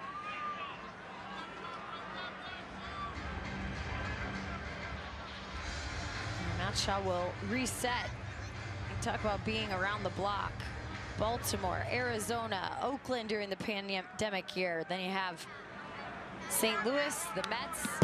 Last year signed back with the Athletics, and this year in free agency, that's the kind of impact he made. Clearly, a lot of it had to do with on the field, the situations that Mark Kotsay was able to use the lefty in. It felt like every time he came in with traffic, you were automatically going to get a double play. But you're right, that leadership, the veteran leadership and the presence. Got a lot of young arms out there in the bullpen. Well, it goes such a long way, teaching guys how to prepare, how to get ready. You know, I always tell a story about how Alan Embry down in that bullpen said, hey, this is how you get ready. You're left-handed, so when the phone rings, you tell them you're ready. Sound good? Got it. Yes, sir. Yes, understood. Said you're going to get your 4 or 5 warm-up pitches on the mound here. You'll get your 6 out there on the mound, and you'll be ready to rock. So when that phone rings, you tell them you're ready to go. That's some pretty good advice there. And the 3-2 fouled.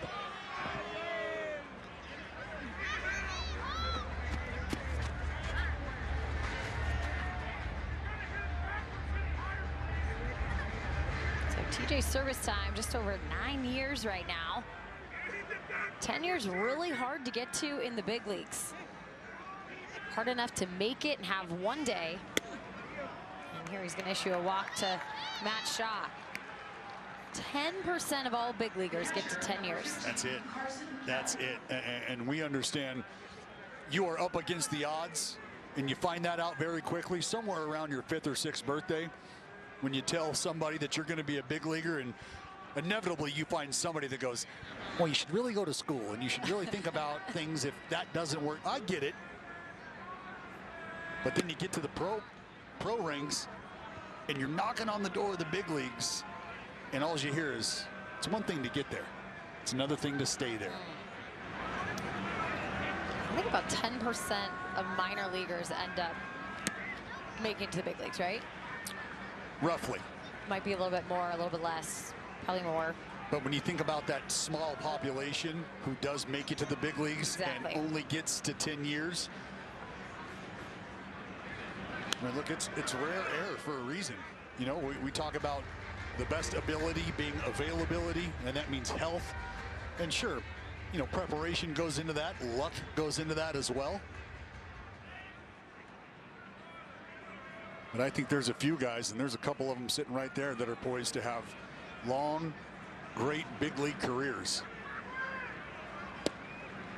That's the beauty of looking around at the youth of the green and gold, is kind of the idea that the greatness that we have seen out of Lawrence Butler early in Jacob Wilson's career. Zach Geloff had such a fantastic rookie season, looking to bounce back from a down sophomore campaign last year once he's healthy. These are guys that have so much upside, so much potential to do wonderful things. And that's what their manager, Mark Kotze, noted is, you're giving Lawrence Butler an extension. The work's not done. The work has just begun. And it's fun to watch him work. This one is center field for Carson Kelly. JJ Bleday is going to have to go back, and that's going to go off the wall. Carson Kelly has had quite a day. He's going to go for 3, and Carson Kelly has completed the cycle. His 3rd career triple, and tonight it puts the exclamation point on his offensive performance. Well, have yourself a night. They're going to want that baseball.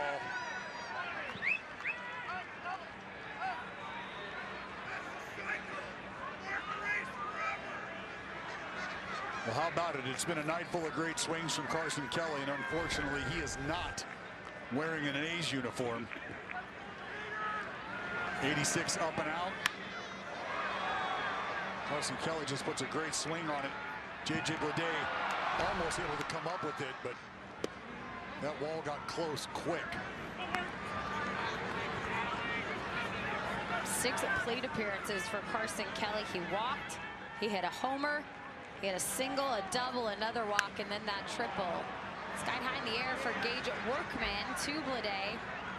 And finally, the out, but not before Carson Kelly does the damage. You see that smile? That's the smile of a cycle. Can't believe he did it.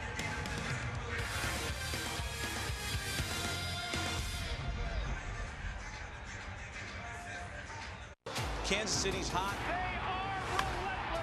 And Bobby Witt Jr. is piping hot. One big swing from the Royal superstar. The greatest player on earth right now. You become like a massive, massive force. Salute indeed to El Capitan. You have to work more. You have to sacrifice yourself more. That's the type of baseball that wins come postseason. Just the team that we have, just doing things one pitch at a time, one inning at a time. It's just so much fun. It's a great night for baseball. This matchup features some of the best talent in the game. A lot of power, a lot of marquee names. Here we go. Buckle up, folks. There's a guy who wants to be in the spotlight. The bats have come alive. A showstopper. We're just playing Powerball. This place doesn't know what hit him. These teams are entertaining, are they not? The show continues. Experience game-to-game coverage of the night's biggest moments, live and commercial-free. MLB Network Strike Zone, Wednesday and Friday nights all season.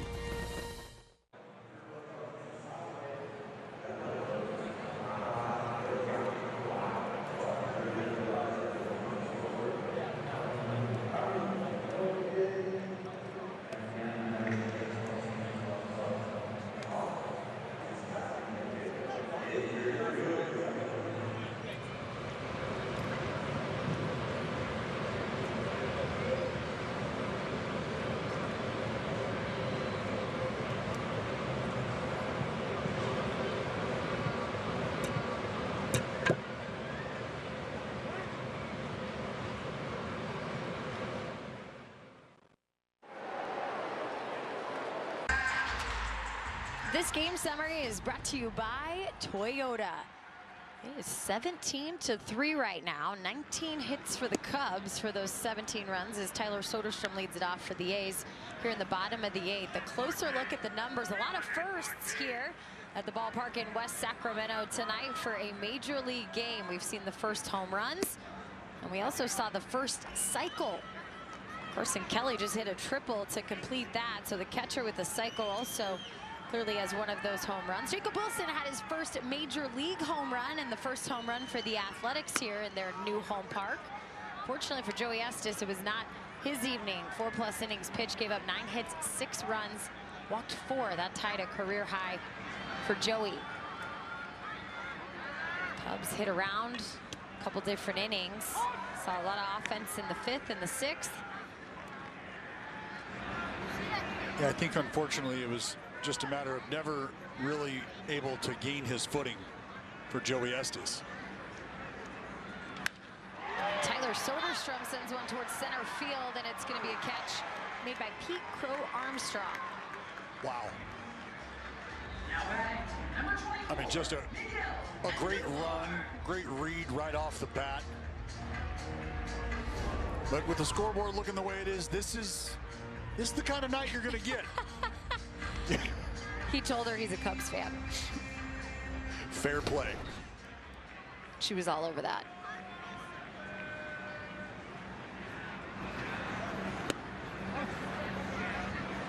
Well, in spite of being on the losing end of this one, if you look at individual performances, Miguel Andujar had a great start to the game. He had an outfield assist.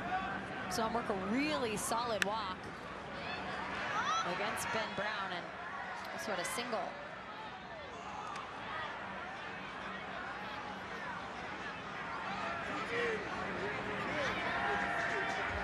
Gave it to the kid, you know? Sure, they had the Cubs connection, but gave it to the kid. That's what you got to do.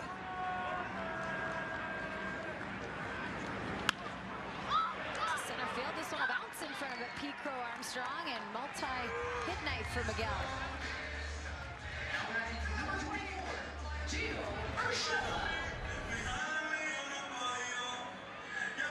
Just a backup slider. Duhar able to get to up there. And that's, you know, you go back, you go and look through the scorebook, Jenny, and Chicago Cubs have, you know, multiple guys with multiple knocks. That tells you they've been able to string it together, build those innings. And you said it, you know, 5th inning, they hit around plus some. Same thing in the 6th inning. Back-to-back innings, they score 5 or more. 5 in the 5th, 6 in the 6th. On the ground to Matt Shaw. He'll go to second on to first, and the double play will end things here in the 8th. On to the 9th inning we go.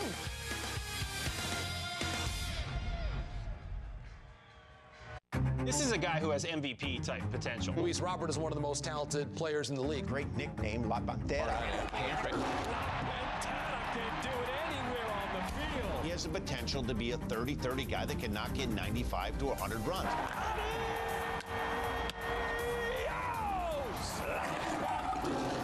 As a fan of the game, there's nobody I enjoy watching in center field than Mr. Luis Robert. There's a unicorn in Hollywood. The lineup we know is incredibly deep, but that starting rotation is unlike anything I can remember. I got them running the National League. I think this is the first of like 4 or 5 straight world championships. This is just an incredible wealth of riches. He's in a world of his own. Strike 3 swinging. It's a dozen strikeouts for Tyler Glasnow. Walk-off win.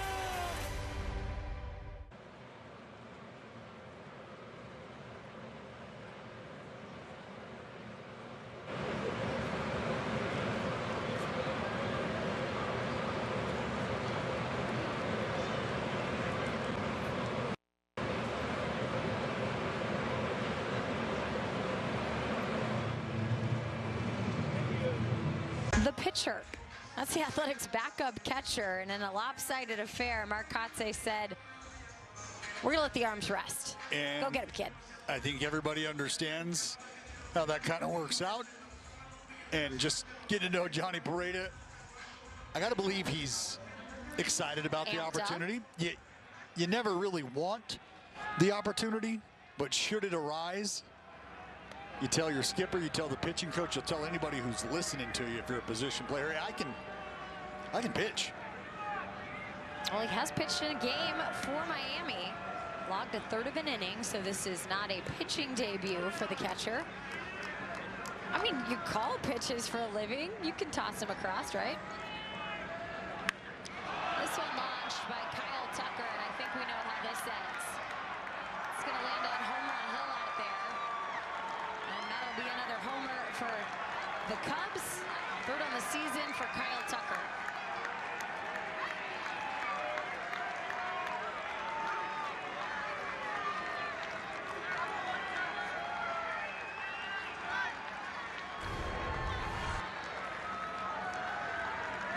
Well, it's a pitch.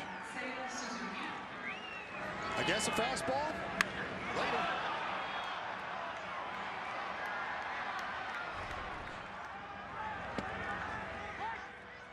That's a changeup. Yeah. First pitch changeup. I think they might all log as changeups. Yeah. Yeah. Or, you know, Felix Hernandez-esque here, just maybe a changeup 2 or 3 miles an hour slower, maybe even harder. Hey-oh. Oh, close. Dialed it up to 88. Oh, and he wants to peek at that scoreboard so bad. Show me the velo. He's trying not to smile. Oh, that's going to be a fair ball. Down the third base line. Seiya Suzuki will add a double here. So multi-hit evening for the designated hitter, who's now in left field in this game. This one just sneaking down the line.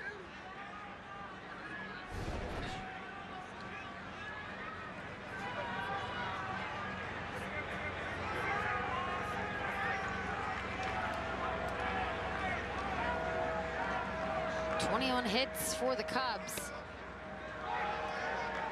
Strike to Michael Bush.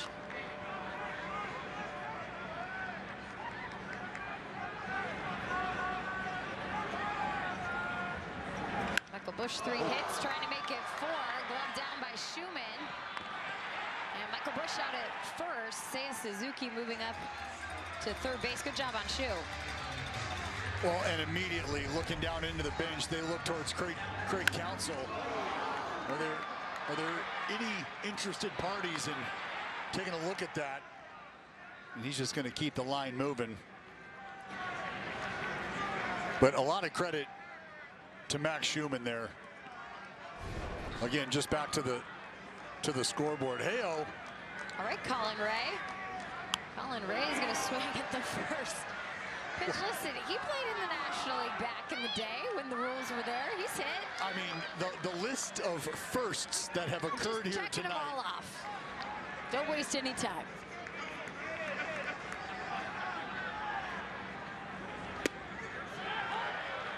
I mean, all the Cubs are on the top step there, just waiting to see what a pitcher could possibly do. Get to your the batting log here. 6 hits in his career.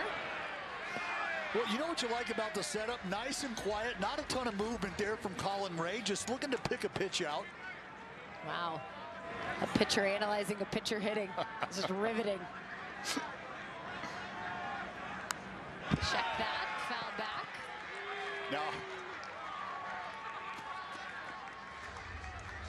Now I need Pareda. I need Pareda to think about spinning something here. Oh yeah. 6 for 44 is Colin Ray in his hitting career. It's going to be strike 3. How bad? Johnny Pareda. Come on, little backdoor change piece. Okay. Says, what are you looking out there for, Ray? That thing ain't done working yet. You're not spitting on that. Hee-ha! Oh, man. Hey, that's Maddox-esque. It really was. Look at Johnny's out there changing speeds. So yeah. That's right. That's right. Add that to the dig me tape, Johnny. Oh, okay. 59. Take a little off.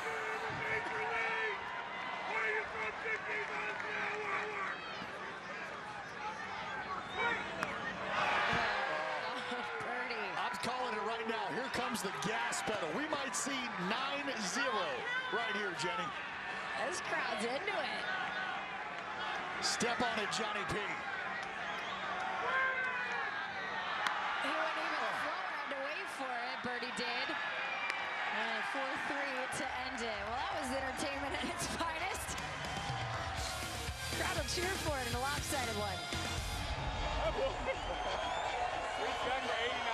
Your day in baseball starts with MLB Central. Let's get it started. Lead off your morning with in-depth breakdowns. Perfect balance.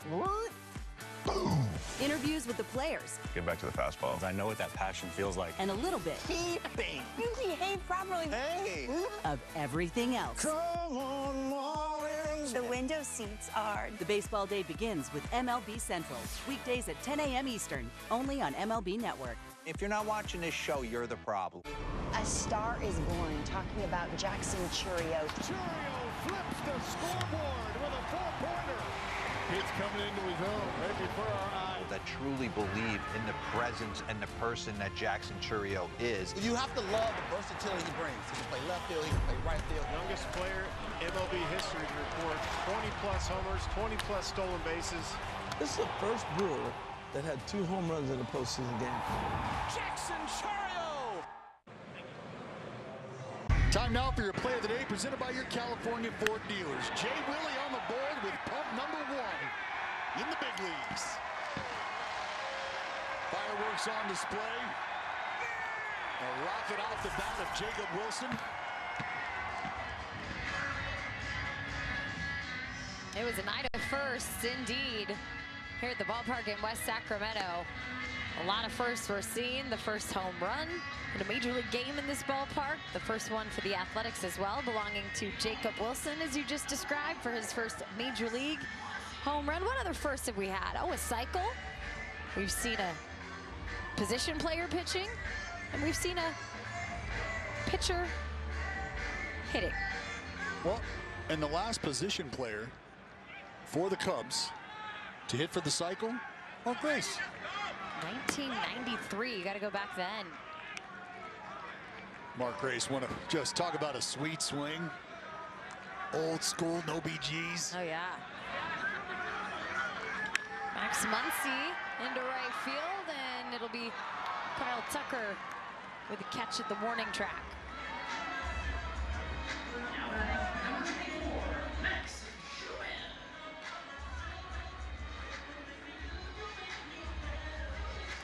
So from Max Muncy to Max Schumann.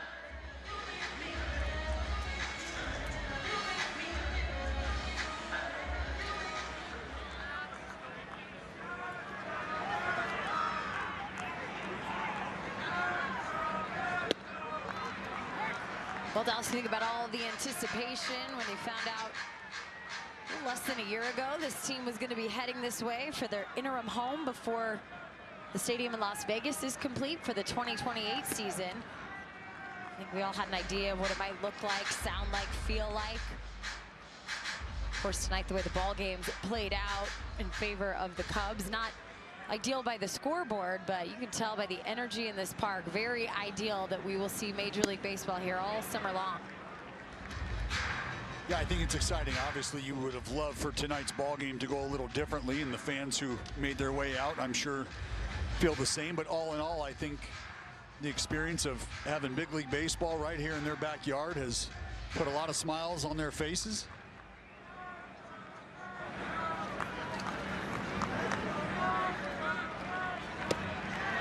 Swing and a miss for Schumann, 2 gone. Well, tomorrow is set to be a nice pitching matchup, and we look forward to the home debut for Luis Severino after the fantastic green and gold debut he gave to start the 25 campaign in Seattle. 6 innings for scoreless baseball for him. He'll be opposed by Justin Steele. We're talking about TJ and how professional veteran leadership that he has. And there's a hit for Seth Brown. So Seth is going to extend this one. But Severino, polished professional. Oh, no doubt. And speaking of pro, Brownie coming into the game late doesn't mean you give your at-bat away. Able to get himself on the board.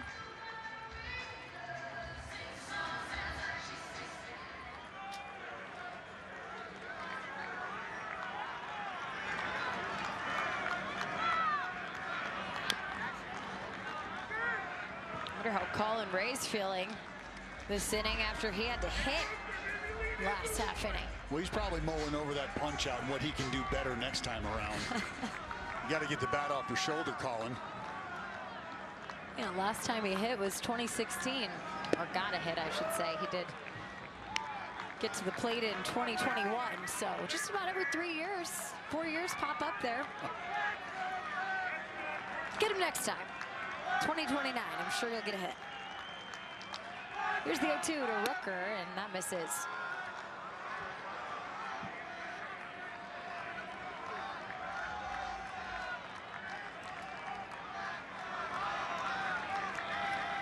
Two hits for Brent tonight.